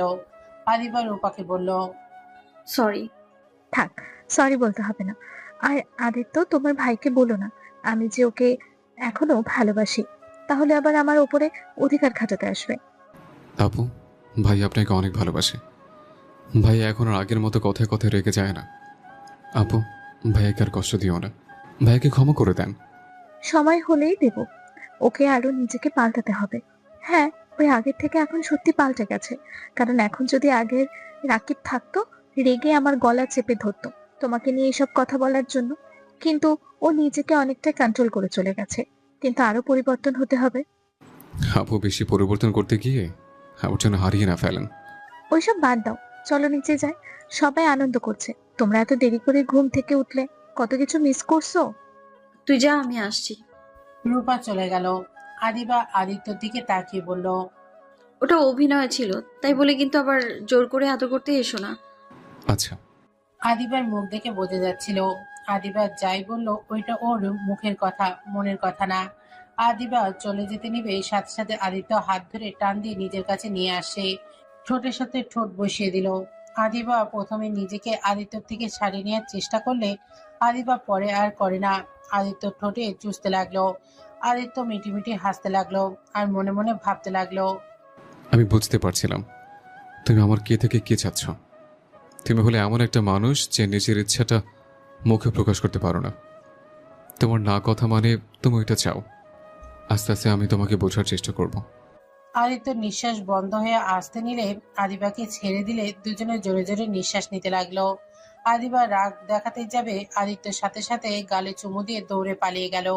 আদিবা হাসতে লাগলো। আদিবা রুম থেকে বের হয়ে গেল। আদিত্য সবার সাথে বসে গল্প করছে। কিছু মেয়েরা আদিত্যকে ধরে নাচতে লাগলে আদিবা রাগী লুক নিয়ে তাকাতেই আদিত্যর চোখ গেলে সাথে সাথেই বসে গেল। রূপা ব্যাপারটা দেখে মিটিমিটি করে হাসতে লাগলো। আদিত্যকে আবার নিয়ে যেতে নিবে, আদিত্য বলল, আপনারা নাচেন, আমি দেখি। আদিত্যকে ওরা জোর করতে লাগলে আদিবা ওদের সামনে গিয়ে দাঁড়ালে আদিবাকে নাচতে লাগলো। আদিবা পড়ে যেতে নিবে, সাথে সাথে আদিত্য ধরে ফেললো। আদিত্য আদিবাকে সোজা করে দাঁড় করিয়ে দিল। আস্তে নাচেন, আর একটু হলে উনি পড়ে যেত। আদিত্যর কথা শুনে সবাই হাসতে লাগলো আর বলতে লাগলো, আর সবাই মজা করে অনেক কিছুই বলতে লাগলো। আদিবার লজ্জা পেয়ে গেল। আদিবার হাত ধরে ওর এক কাজিন নাচতে গেলে আদিত্যর রাগ উঠে গেল আদিবাকে টাচ করতে দেখে। আদিত্য আদিবা আর আদিবার কাজিনদের মাঝখানে গিয়ে আদিবার হাত ধরে নাচতে লাগলো আর কানে কানে বলল, আপনি ওনার সাথে কেন নাচলেন? আরে রেগে যাওয়ার কি আছে, ওটা আমার কাজিন হয়তো। যে না সে হোক গা, আমার বউকে অন্য কেউ টাচ করতে পারবে না। রাকিবের সাথে থেকে কি তোমার মাথা গেল নাকি? কেন, ভাইয়া কি করছে? রাকিব রূপাকে কারো সাথেই সহ্য করতে পারে না, ছোট ছেলেদের সাথেও ঝগড়া লাগিয়ে দেয়। আর তুমি দেখছি ওর মতোই করছো। আদিত্য আদিবার কথা শুনে রূপার দিকে তাকালো। রূপা অন্য ছেলেদের সাথে নাচছে। রাকিব নিচের দিকে তাকিয়ে বসে আছে আর চোখে তাকিয়ে দেখতে লাগলো। আদিত্য মাথায় একটা বুদ্ধি আসলো। আদিবাকে ছেড়ে দিয়ে রূপার কাছে গিয়ে রূপার হাত ধরে ঘোরাতে ঘোরাতে রাকিবের উপর ফেলে দিল। রাকিব সাথে সাথে ধরে ফেললো। রাকিব রূপাকে ধরলে আদিত্য রাকিব আর রূপাকে তুলে বলল, ভাবি, আপনার কাছ থেকে অবাক। আমার ভাইকে রেখে অন্য ছেলের সাথে নাচা, অন্য ছেলেদের কাছে গেলে ধাক্কা দিয়ে ফেলে দেব, তখন বুঝবেন মজা কেমন লাগে। আদিত্য কথাগুলো বলে রাকিবের হাতে দিয়ে আদিবার কাছে চলে গেল। আদিবাকে ওখান থেকে দূরে সরিয়ে নিয়ে এসে বলল, এত মানুষের ভিড়ে যাওয়ার দরকার নেই, নাচতে নাচতে ঘেমে গেছে। আদিত্য টিস্যু নিয়ে এসেছে। আদিবার মুখ গলা মুছে দিতে লাগলো। আদিবার আব্বুর চোখে পড়লে আদিবার আম্মুকে থামিয়ে দিয়ে ইশারা করলেন। দুজন খুশি হয়ে চলে গেল। আদিবা আদিত্যর দিকে তাকিয়ে বলল, চলো খাবার খেয়ে আসি, অনেক ক্ষুধা পেয়েছে। আচ্ছা চলো। আদিত্য আদিবা দুজনে খাবার খেতে চলে গেল। আদিত্য আদিবাকে খাবার দিতে লাগলো। এটা দেখে সবাই বলতে লাগলো, বাহ, কি কি ভালোবাসা।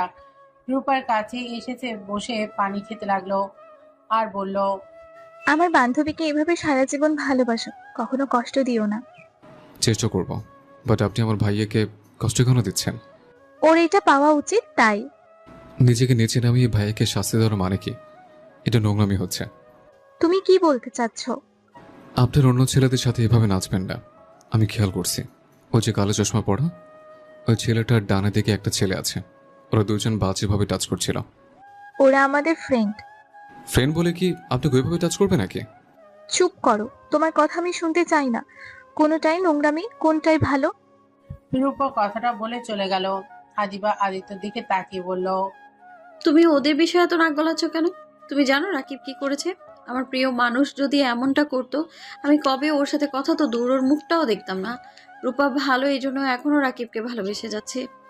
আদিবার কথা শুনে আদিত্য বিষম খেলো। আদিবা পানি দিলে আদিত্য পানি খেয়ে নিল। তারপর আদিবাকে খাওয়া দাওয়া শেষ করে উঠে পড়লো টেবিল থেকে। আদিত্য রাহেলা বেগমকে খুঁজতে লাগলো। অনেকক্ষণ খোঁজাখুঁজির পর আদিত্য একটা রুমে রাহেলা বেগমকে কাঁদতে দেখলেন।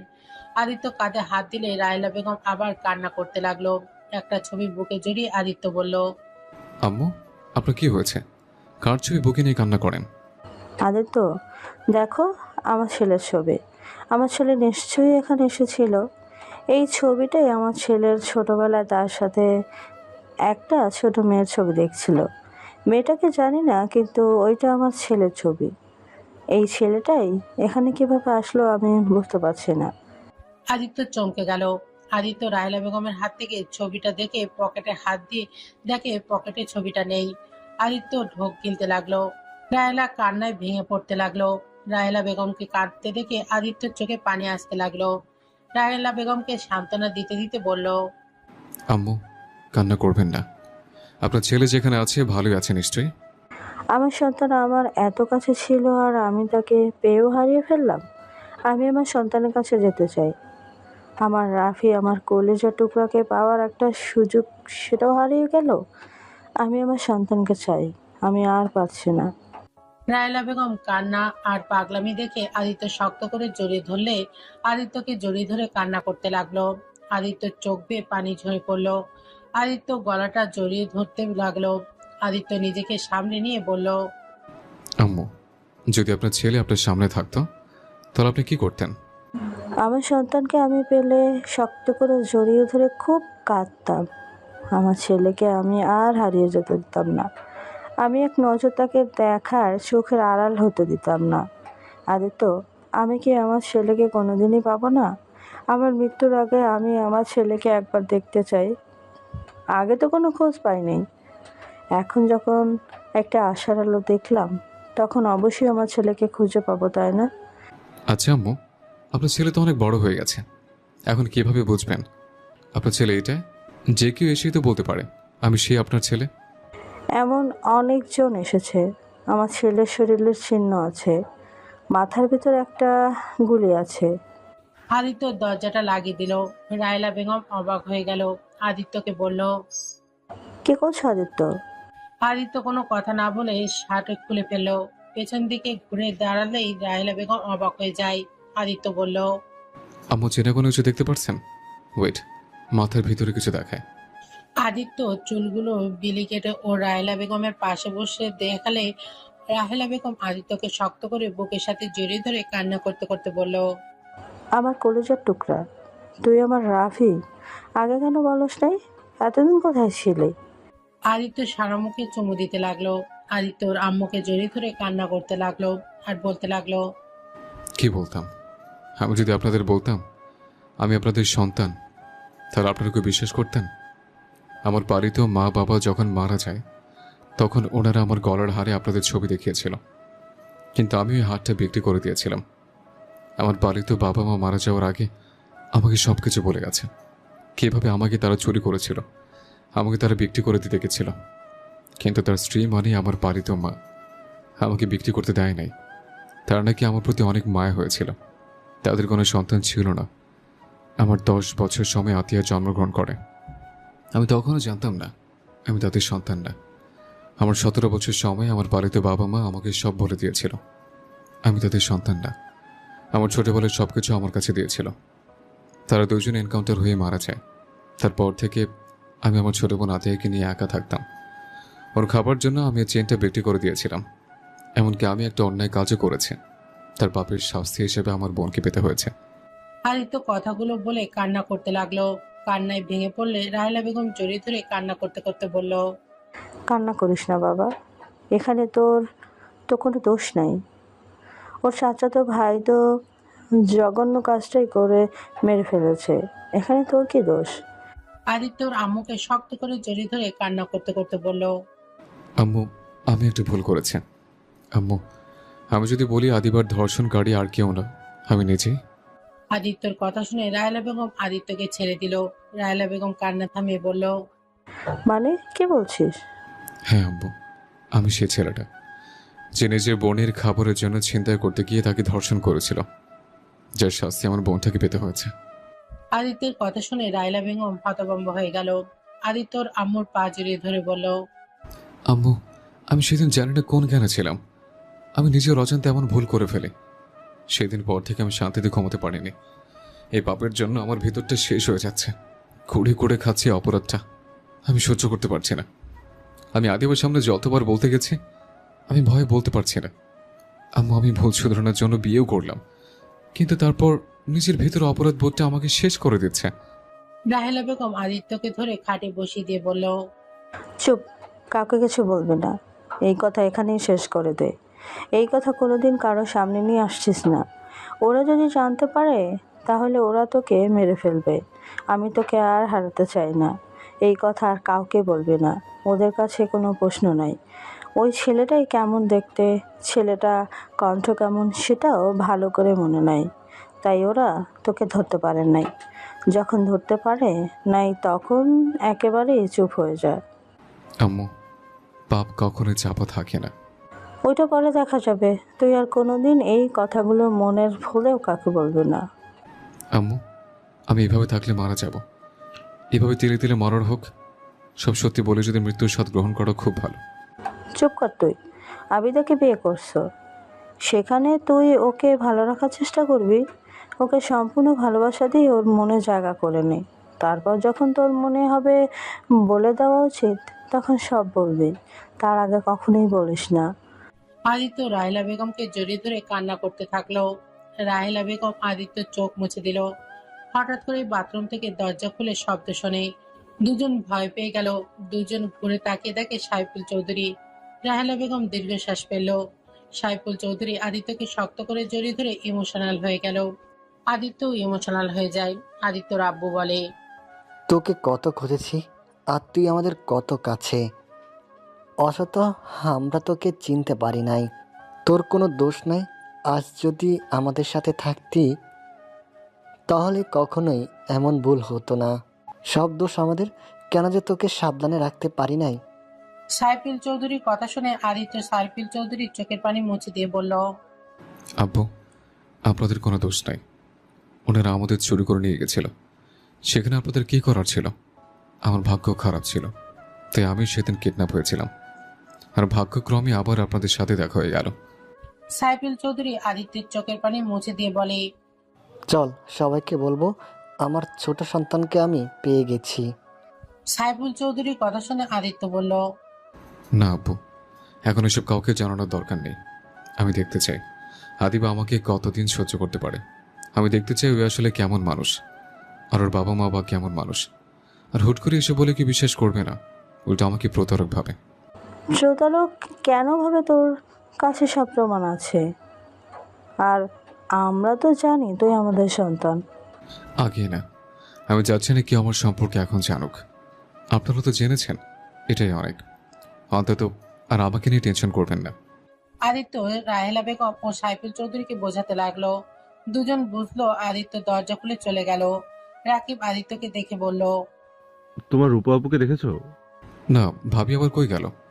ভাবি বলো না, ওই জানলে খেপে যাবে। যাক্কা, আমার তো ভাবি হবে, তাই না? না করছি, করবে না। আচ্ছা চলো ভাইয়া, অনেকে খুঁজে। আদিত্য রাকিব রূপাকে খুঁজতে লাগলো। অনেক জায়গায় খুঁজে কোথাও খুঁজে পেল না। আদিত্য রাকিবকে বলল, ভাই, আমার মনে হয় আমাদের রুমে আছে, আর না হয় বাসায় চলে গেছে। বাসা যাই নাই, ওর আব্বু আম্মু এখানে আছে। তাহলে আমাদের রুমে গিয়ে দেখি। আদিত্য রাকিব দুজনের রুমের সামনে গিয়ে দরজা নক করলে রূপা এসেছে, দরজা খুলে দেয়। আদিত্য রূপাকে দেখে টান দিয়ে রাকিবের হাতে তুলে দিয়ে বলল, যান, আমার বউয়ের সাথে সারাদিন কি করেন? এদিকে আমার ভাই আপনাকে খুঁজতে খুঁজতে পাগল হয়ে যাচ্ছে, আর উনি আমার বউয়ের সাথে আড্ডা দিচ্ছে। বদমাইশ ছেলে, আমাকে এভাবে টান দিলে কেন? আরেকটু হলে পড়েই যাইতাম না? পড়ে গেলে কি হতো? একটু ব্যথা পাইতেন। আর আমার ভাইয়ের হৃদয় যে পড়ে গন্ধ বের হয়ে গেছে, ওদিকে খেয়াল নাই? আমার ওইসব দেখার সময় নাই। আমি তোমার ভাইকে চিনি না। ধুর, চেনেন না জানেন না, ওটা শুনে লাভ নেই। আমি আমার বউয়ের কাছে গেলাম। আদিত্য কথাটি বলে দরজা লাগিয়ে দিল ওদের মুখের উপরে। রূপা দরজা ধাক্কাতে লাগলো। আদিত্য পেছনে ঘুরতে ঘুরতে বলল, বিবেজান, কই গো আপনি? কথাটা বলে পেছনে ঘুরে হা হয়ে গেল। আদিবার আম্মু, রূপার আব্বু আম্মু আর কিছু মহিলারা বসে আছে, সাথে আদিবাও বসে আছে। আদিত্যকে দেখে সবাই হেসে উঠল। আদিবা রাগী লোক নিয়ে তাকালে আদিত্য সাথে সাথে রুম থেকে বের হয়ে গেল। রূপা রাগী লোক নিয়ে তাকিয়ে বলল, এখন কেন? চলো চলো, বউয়ের কাছে দিয়ে আসি। রূপা আদিত্যকে টানতে টানতে রুমে নিয়ে গেল। আদিত্য রূপাকে বলল, আপু, আমাকে ছাড়েন, আমাকে যেতে দেন। কেন যেতে দিব? আমাকে বের করে না বউয়ের কাছে যেতে চাইলে? চলো বউয়ের কাছে নিয়ে যাই। রূপা, ওকে ছাড়। ছাড়বো না। কত লজ্জা পেতে পারে, আমি সেটাই দেখবো। আমার মুখের সামনে দরজা লাগিয়ে দিয়েছে, আমি যে ওর বড় বোনের মতো, তারপরে লজ্জা শরম নাই? আদিত্য লজ্জায় মাথা নিচু করে ফেলল। আদিবার আম্মু বলে উঠল, রূপা, আদিত্য কিন্তু তোমার সম্পর্কে সমান আছে। ওই তোমার বান্ধবীর জামাই, তার মানে তোমার সাথে সেই মজা করতে পারে। থ্যাংক ইউ শাশুড়ি আম্মু। আদিত্য কথাটা বলে রূপার হাতে সরিয়ে দিল। রূপার মুখের দিকে এগিয়ে গিয়ে বলল, আপনি আমার সম্পর্কে শালিকা হন, তাই শালিকার মতো থাকেন, বড় বোনের মতো শাসন করতে আসেন না। তাই নাকি? দুলাভাই আমার, দুলাভাই চলেন আপনাকে একটু স্পেশাল যত্ন করি। আদিত্যকে রূপা নিয়ে যেতে চাইলে আদিবা রূপাকে বলল, একদম না আদিত্য, ওর সাথে যেও না। স্পেশাল আদর কিন্তু ভয়ঙ্কর হয়ে যাবে। কেন? দেখি কি আদর দেয়, একটু দেখা উচিত তো। আদিবা তুই চুপ কর। সব দুলাভাইরা এটাই খাইছে, তোর জামাই কেন বাদ যাবে? আদিত্য, যাও, না গেলে কিন্তু বিপদ হবে। দেখা যাক ভাইয়া কি করে। আদিত্য রূপার সাথে গেল। রাকিব আদিবা ওদের পিছু পিছু যেতে লাগলো। রূপা আদিত্যর থেকে কিছুটা দূরে গিয়ে আদিবার ফ্রেন্ডদের আর কিছু কাজিনদের ডেকে কিছু কানে কানে বলল। তারপর সবাই মিলে হাত মেলালো। আদিত্য ভোর কুচকে তাকে দেখতে লাগলো। আদিবা আদিত্যকে বলল, তুমি রাকিব ভাইয়ের সাথে এখান থেকে পালাও, নইলে কিন্তু তোমায় নাজেহাল করে ছাড়বে। কেন, কি করবে? আমাকে মারবে নাকি? না, মারবে না, খাওয়াবে। তাই নাকি? এটা তো ভালো। ভালো না ছাই, আমার সাথে তুমি চলো। রাকিব আদিত্যর হাত ধরে দৌড়ে দিল।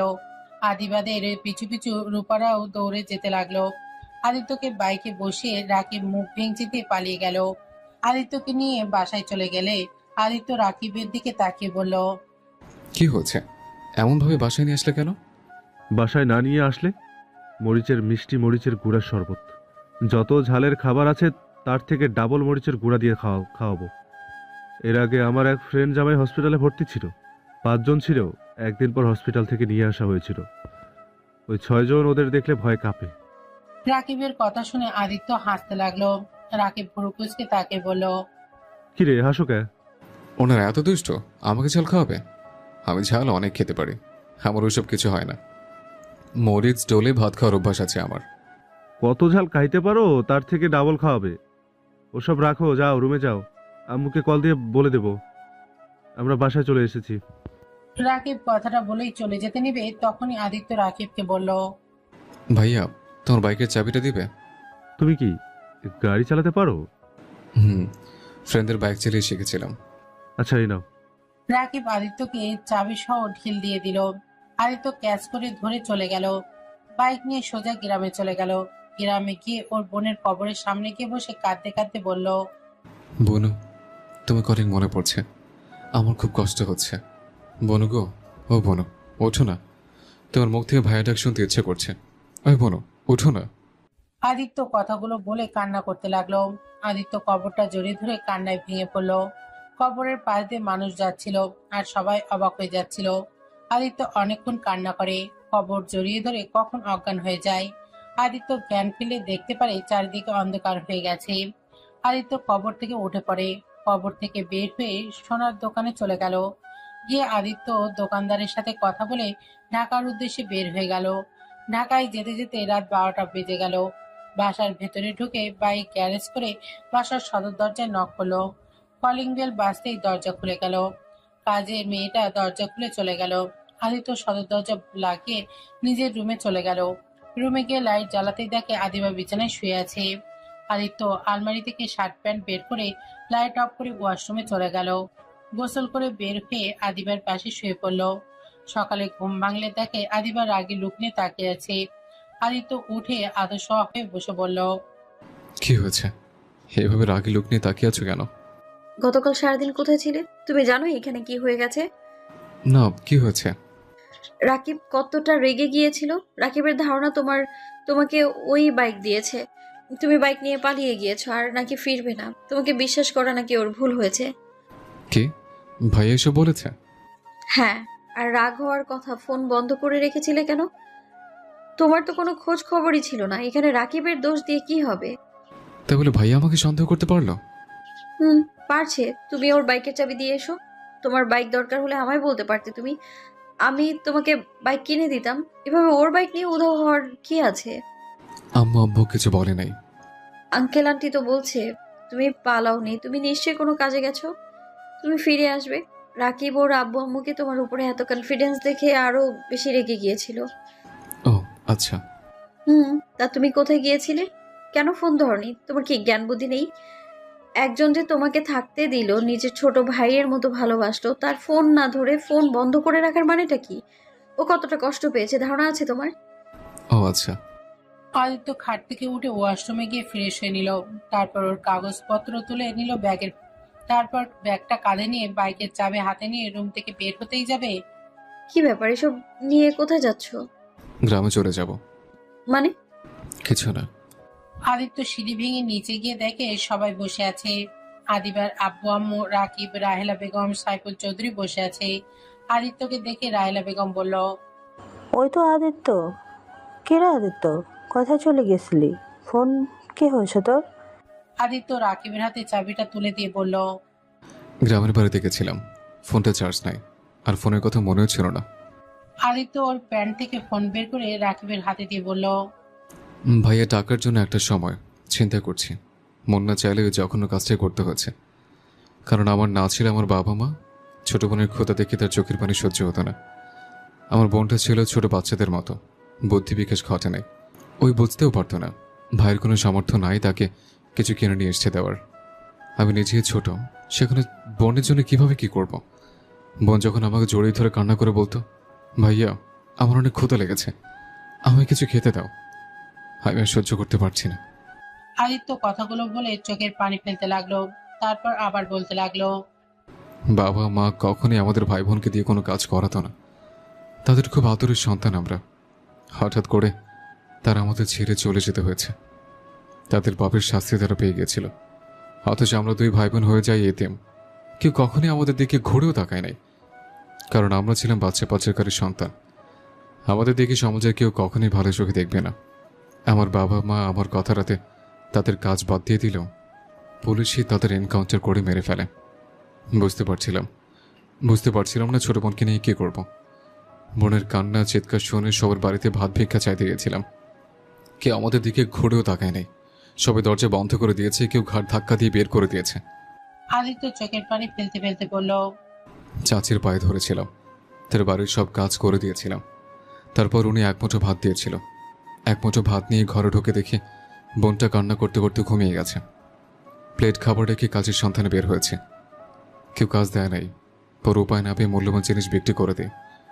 সেটা দিয়ে বেশ কিছুদিন চললেও আর সংসার চলছিল না। পরে বন্ধুদের সাথে উপায় না পেয়ে ছিনতাইকারী হয়ে গেলাম। ছিনতাই করে নিজের পড়াশোনা আর বোনের খাবার জোগাড় করতাম। ভাই এখন আর আমার কেউ নাই যে তোমার বাইক নিয়ে আমার পালিয়ে যেতে হবে। আমি ভাবতে পারিনি তোর মনে আমার একটা প্রশ্ন আসবে। ভাই আমাকে তুমি অনেক ভালোবাসা দিয়েছ, আমাকে তোমার বাড়িতে থাকতে দিয়েছ, এতে তোমার কাছে কৃতজ্ঞতা স্বীকার করছে। আদিত্যর কথা শেষ হতেই রায়লা বেগম আদিত্যকে পেছন থেকে জড়িয়ে ধরে কান্না করতে লাগলো। সবার চোখে পানি চলে এসেছে। রাকিব আদিত্যকে কিছু বলতে যাবে, সাথে সাথে রাহেলা বেগম বলে, তুই জীবনে এত কষ্ট করছস, আমার দম বন্ধ হয়ে যাচ্ছে। আমার আদরের সন্তান, আমার কলিজার টুকরা জীবনে এত কষ্ট করেছে, আর আমি কিনা রাজার হালে জীবন পার করেছি। আর সেখানে আমার সন্তান এক মুঠো ভাতের জন্য এত কিছু করেছে। বাবা, আমাকে মাফ করে দিস। সেই দিন কেন আমি পার্কে গিয়েছিলাম? সেদিন যদি না যেতাম তাহলে আজ এত কিছু হতো না। রাহেলা বেগমের কথা শুনে সবাই অবাক হয়ে গেল। আদিত্যর আব্বু আদিত্যর কাছে এসে কপালে চুমু দিয়ে জড়িয়ে ধরল। আদিত্য ওদের থেকে নিজেকে সরিয়ে নিয়ে বলল, আম্মু, আব্বু, প্লিজ কান্না করবে না।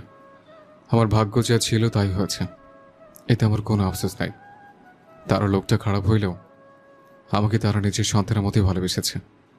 যতদিন বেঁচে ছিল আমাকে ততদিন অনেক ভালোবাসা দিয়েছে। রাগে তাদের উপরও রাগ হতো, কিন্তু এখন বুঝি তারা পেটের দায়ে এমন করছে, কারণ এই সমাজের মানুষগুলো কাউকে ভালো হতে দেয় না। কেউ ভালো হতে চাইলেও তাকে খারাপ বানিয়ে ছাড়ে। যাই হোক, আদিবা, আমার তোমাকে কিছু কথা বলার আছে। কি কথা? আমি জানি না তুমি আমাকে কি করবে। তুমি আমার যে শাস্তি দাও আমি মাথা পেতে নেব, তো এটা আমি আর সহ্য করতে পারছি না। তোমাকে সত্যিটা না বলে আমি মরেও শান্তি পাবো না। রাফি, এসব কে বলছিস? রাফি তোকে না বললাম? রাফি মানে?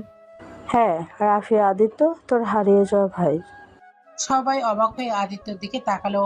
রাকিব আদিত্যকে শক্ত করে জড়িয়ে ধরে বলল, ভাই আমার, আমাকে তুই ক্ষমা করে দিস। আমি রাগের মাথায় তোকে অনেক বাজে কথা বলেছি। আসলে মাথা ঠিক ছিল না। রূপা আমাকে কল দিয়ে অনেক অপমান করে, যার কারণে আমার মাথা বিগড়েছিল। ভাইয়া, আমাকে ছাড়ো। আমার তোমার উপর রাগ নাই, শুধু খারাপ লাগছে, অতটুকুই। যাই হোক আদিবা, যেটা বলতে চাইছিলাম। বলো। আদিবা, আমি যদি বলি আমি তোমার ধর্ষণকারী, তাহলে তুমি আমায় কি করবে? আদিত্যর কথা শুনে আদিবা কয়েক পা পিছিয়ে গেল। আদিবার আব্বু আম্মু দাঁড়িয়ে গেল। আদিবার আম্মু বলল, ঠিক বলছো, আমি সেই ছেলে। আর এই যে তোমার গলার চেন।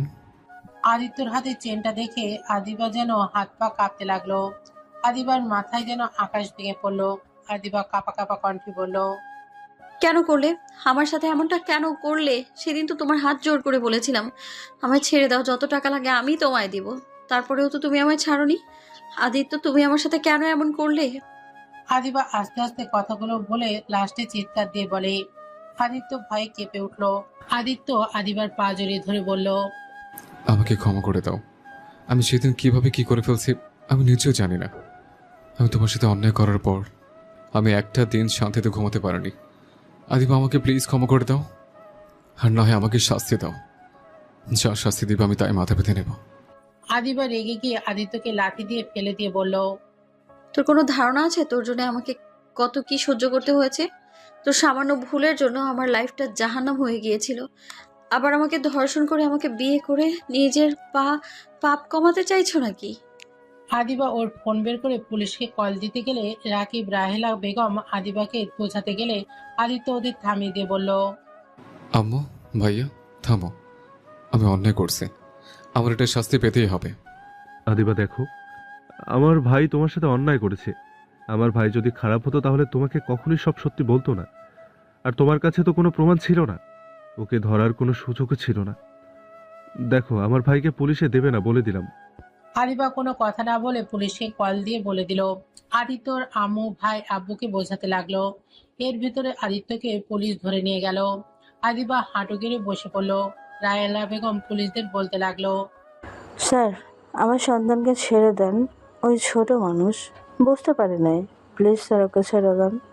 রায়েলা বেগমের কোনো কথা শুনলো না, আদিত্যকে নিয়ে যেতে লাগলো।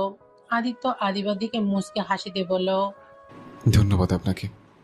আমি এখন নিজের ভেতর কিছুটা হইলেও শান্তি পাচ্ছি। আম্মু, আব্বু, ভাইয়া, কান্না করো না। আমি জানি না আমার কি হবে। আমার বোনের কবরটার সুযোগ হইলে একটু খোঁজ খবর নিও। জঙ্গল দিয়ে ভরে গেলে একটু পরিষ্কার করে দিয়ে এসো। আদিত্য চলে গেল পুলিশ গাড়িতে উঠে। রাকিব রেগে আদিবাকে বলল, তোর শান্তি হয়েছে তো, তাই না? এখানে বসে নাটক করিস না, যা এখান থেকে, না হলে খুব খারাপ হয়ে যাবে। তুই ভালো করে জানো, যা এখান থেকে। আদিবার আম্মু আম্মু আদিবাকে নিয়ে চলে গেল। রায়লা বেগম রাকিব সাইফুল চৌধুরী পুলিশ স্টেশনে চলে গেল। আদিত্যকে ছাড়ানোর অনেক চেষ্টা করতে লাগলো, আদালতে নিয়ে গেলে আদিত্য সব স্বীকার করে নেয়। আদিত্যকে 10 বছরের জেল দিয়ে দেয়। এইটা শুনে রাহেলা বেগম জ্ঞান হারিয়ে ফেলে। সাইফুল চৌধুরী থ হয়ে বসে পড়ে। আদিত্য আদিবার দিকে তাকে মুচকে হাসি দিল। আদিত্য হাসিতে আদিবার বুকের ভিতর ক্ষতবিক্ষত হয়ে যেতে লাগলো। আদিত্য সাইফুল চৌধুরী আর রাকিবের সাথে একবার কুশলাদি বিনিময় করলো। পুলিশের সাথে চলে যেতে লাগলো। আদিবার সহ্য করতে না পেরে আদিত্যের পেছনে ছুটে যেতে লাগলো। আদিত্যকে পেছন থেকে জড়িয়ে ধরে কান্না করতে করতে বলল, কেন করলে এমন? আমি তো সবটা তুলে নিতে চাইছিলাম। তারপরেও কেন আমার কথা শুনলে না? সব দোষ নিজের কাঁধে কেন তুলে নিলে? স্বীকার করতে বারবার না করার শর্তে কেন স্বীকার করলে? আদিবার কান্নায় আদিত্য শার্ট ভিজে ফেলতে লাগলো। আদিত্য পেছন ঘুরে আদিবার চোখের পানি মুছে দিয়ে বলল, আমি যে পাপ কাজ করছি, আমাকে শাস্তি পেতেই হতো। আমাকে ফাঁসি দিলেও আমি হাসি মুখে বিদায় নিতাম, যেখানে আমাকে শুধু 10 বছরের জেল দিয়েছে। আর জেল খাটার আমার অভ্যাস আছে। শোনো, কান্না করো না। তুমি ডিভোর্স লেটার পাঠিয়ে দিও, আমি সাইন করে দিব। আর হ্যাঁ, ভালো কোনো ছেলেকে বিয়ে করে নিও। আর হ্যাঁ, ভুলেও আর কখনো আত্মহত্যার পথ বেছে নেবে না। ভালো থেকো। আদিত্য শেষবারের মতো আদিবার কপালে চুমু দিল। পুলিশ আদিত্যকে নিয়ে যেতে লাগলো। আদিবা আদিত্যর হাত শক্ত করে জড়িয়ে ধরে বলতে লাগলো, আমি তোমাকে যেতে দিব না। আদিত্য, তুমি যাও না। আমি তোমাকে ছাড়া কিভাবে থাকবো? আমার ছেড়ে দাও। তোমার আমার প্রতি ভালোবাসে না, এটা আমার তোমার প্রতি আবেগ। চিন্তা করো না, সব আবেগ চলে যাবে আস্তে আস্তে। আদিত্য আদিবার থেকে নিজের হাতে সরিয়ে নিয়ে গাড়িতে উঠে চলে গেল। আদিবা আটু গেড়ে বসে থেকেই চিৎকার করে কান্না করতে লাগলো। আদিত্য আদিবার কান্নাগুলো কেন জানি সহ্য হলো না। আদিবার কাছে ছুটে যেতে ইচ্ছা করলে আদিত্য ছুটে যেতে পারবে না। আদিত্যর মুখ ঘুরিয়ে নিল। 10 বছর পর আদিত্য জেলখানা থেকে বের হলে দেখতে পেল সাইফুল চৌধুরী, রাকিব, রূপার সাথে ছোট্ট একটা বাচ্চা দাঁড়িয়ে আছে। আদিত্য বুঝতে বাকি রইল না এটাকে। আদিত্য গিয়ে সোজা বাচ্চাটাকে কোলে তুলে সারা মুখে চুমু দিয়ে বলল, চাচু কেমন আছো? আদিত্যর কথা শুনে পিচ্চিটা বলতে লাগলো, তো ভালো আছি। চাচু তুমি কেমন আছো? বাচ্চাটার কথা শুনে আদিত্য কপালে চুমু দিল। আদিত্য সাইফুল, রাকিব, রূপার দিকে তাকিয়ে বলল, আমি অনেক ভালো আছি। আমার চাচুটাকে দেখে আব্বু ভাইয়া ভাবি কেমন আছেন? সাইফুল রাকিব আদিত্যকে জড়িয়ে ধরল। আদিত্যকে সাইফুল চৌধুরী চুমু দিলে বাচ্চাটা বলে, দাদু ভাই চাচুকে কিস দিল, আমাকে তো দিলে না। বাচ্চাটার কথা শুনে সবাই হেসে দিল। 5 জন গাড়িতে উঠে বসলো। সবার খোঁজ খবর নিতে লাগলো। বাসায় পৌঁছে সদর দরজার সামনে গিয়ে কলিং বেল দিল। ভেতর থেকে রায়লা বেগম দৌড়ে এসে দরজা খুলে আদিত্যকে দেখে শক্ত করে জড়িয়ে ধরে কান্না করে দিল। আদিত্য রায়লা বেগমকে জড়িয়ে ধরে বলল, আম্মু কান্না করছে কেন? আমি তো ফিরে এসেছি। এটা আনন্দের কান্না। ভেতরে আয়, তোর জন্য অনেক কিছু রান্না করেছি।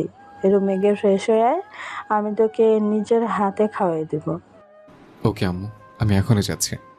আদিত্য সিঁড়ি ভেঙে রুমে চলে গেল। রুমে গিয়ে বারান্দায় গিয়ে বাইরের দিকে তাকিয়ে দেখতে লাগলো। কিছুক্ষণ তাকিয়ে থেকে ওয়াশরুমে গিয়ে গোসল করে নিল। গোসল করে আলমারি থেকে শার্ট প্যান্ট বের করে পরে নিল। আয়নার সামনে নিজের চেহারা দেখে মুচকে একটা হাসি দিল। চোখের অশ্রু পড়তেই সাথে সাথে মুছে ফেলে নিচে চলে গেল। আদিত্য নিচে গেলে রাকিবের ছেলে আদিত্যর কোলে উঠলো। আদিত্য টেবিলের সামনে বসলে রায়লা বেগম আদিত্যকে খাবার দিতে লাগলো। আদিত্য রূপার দিকে তাকিয়ে বলল, কি ভাবি? সেই তো আমার ভাবি হয়ে গেছেন। কি আর করার, দুষ্ট একটা দেবর থাকলে সেখানে বিয়ে না করে কি আর থাকা যায়? তাই নাকি? জি। আদিত্য, তোর ভাবি কিন্তু আমাকে অনেক জ্বালাতন করে, সব সময় খালি ঝগড়া করে। ভালোই করে। এখন আর আমি কিছু বলবো না, কারণ এখন তোমাদের বিয়ে হয়ে গেছে। তোমাদের ঝগড়া তোমরাই মিটিয়ে নাও গো। ভাবি, তোমার বান্ধবীর কি খবর? আদিত্যর কথা শুনে সবাই চুপ হয়ে গেল।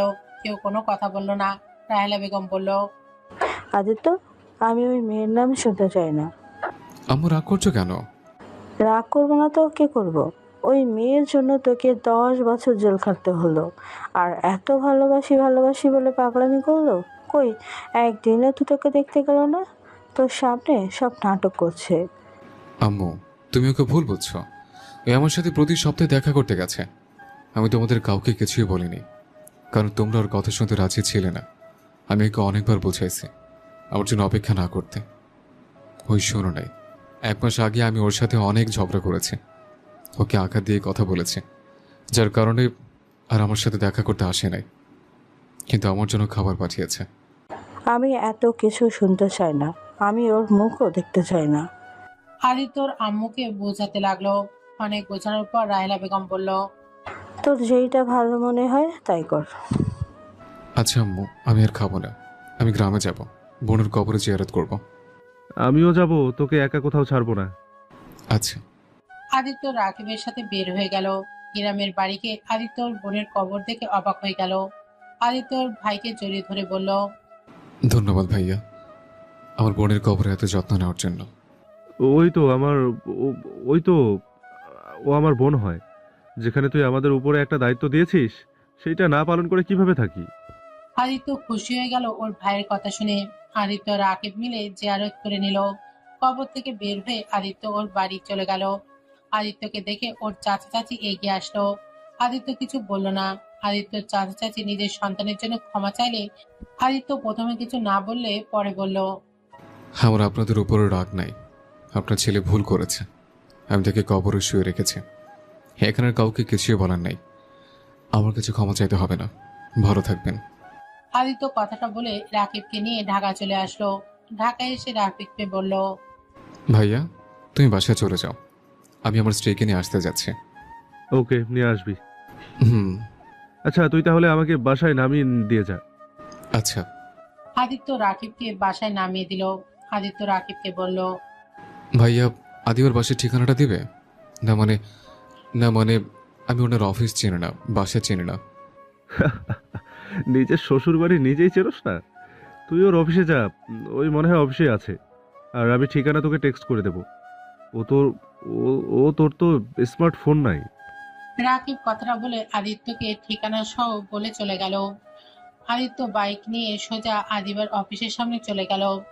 আদিত্য অফিসের বাইরে দাঁড়িয়ে দারোয়ানকে জিজ্ঞাসা করলে জানতে পারলো আদিবা দেশের বাইরে চলে গেছে, অফিসে আসে নাই। আদিত্য বাইক নিয়ে সোজা আদিবার বাসার সামনে গেল। তখনই একটা গাড়ি এসে থামলো। গাড়ি থেকে আদিবাকে নামতে দেখে আদিত্য ডাক দিল। আদিবা পেছন ফিরে ঘুরে তাকায়। আদিত্যকে দেখে দৌড়ে আদিত্যের কাছে এসে জড়িয়ে ধরলো। আদিত্য আদিবা এমন অবস্থা দেখে বলল, এই কি করছো, সবাই তাকিয়ে আছে। দেখুক, আমি পরপুরুষকে জড়িয়ে ধরিনি, আমি আমার স্বামীকে ধরেছি। তুমি না দেশের বাইরে গেছো? আজকে আসলাম, তোমায় নিয়ে আসতে চাইছিলাম, কিন্তু মিটিংটা শেষ করে দেশে আসতে আসতে 3টা বেজে গেল। কিন্তু তুমি এখানে কি করছো, ভেতরে যাওয়া বাদ দিয়ে? আমি আসলাম, তুমিও আসলে, ভালোই হয়েছে। চলো বাসায় যাই, তোমাকে নিয়ে যেতে এসছে। ভেতরে চলো।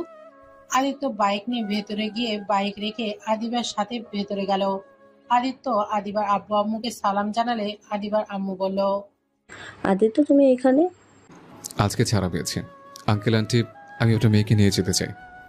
তোমার বউ তুমি নিয়ে যাবে, এখানে আমরা না বলার কে? যাই হোক, তুমি এসেছো, এখান থেকে যাও। থেকে যাও না। আচ্ছা। আদিবা খুশি হয়ে আদিত্যর হাত টেনে নিজের রুমে নিয়ে গেল। আদিবার পাগলামি দেখে আদিত্য বলল, তুমি কি দিন দিন বাচ্চা হয়ে যাচ্ছ নাকি? আমার বয়স হতে পারে, কিন্তু আমার মনটা এখনো ছোটদের মতোই আছে। তাই নাকি?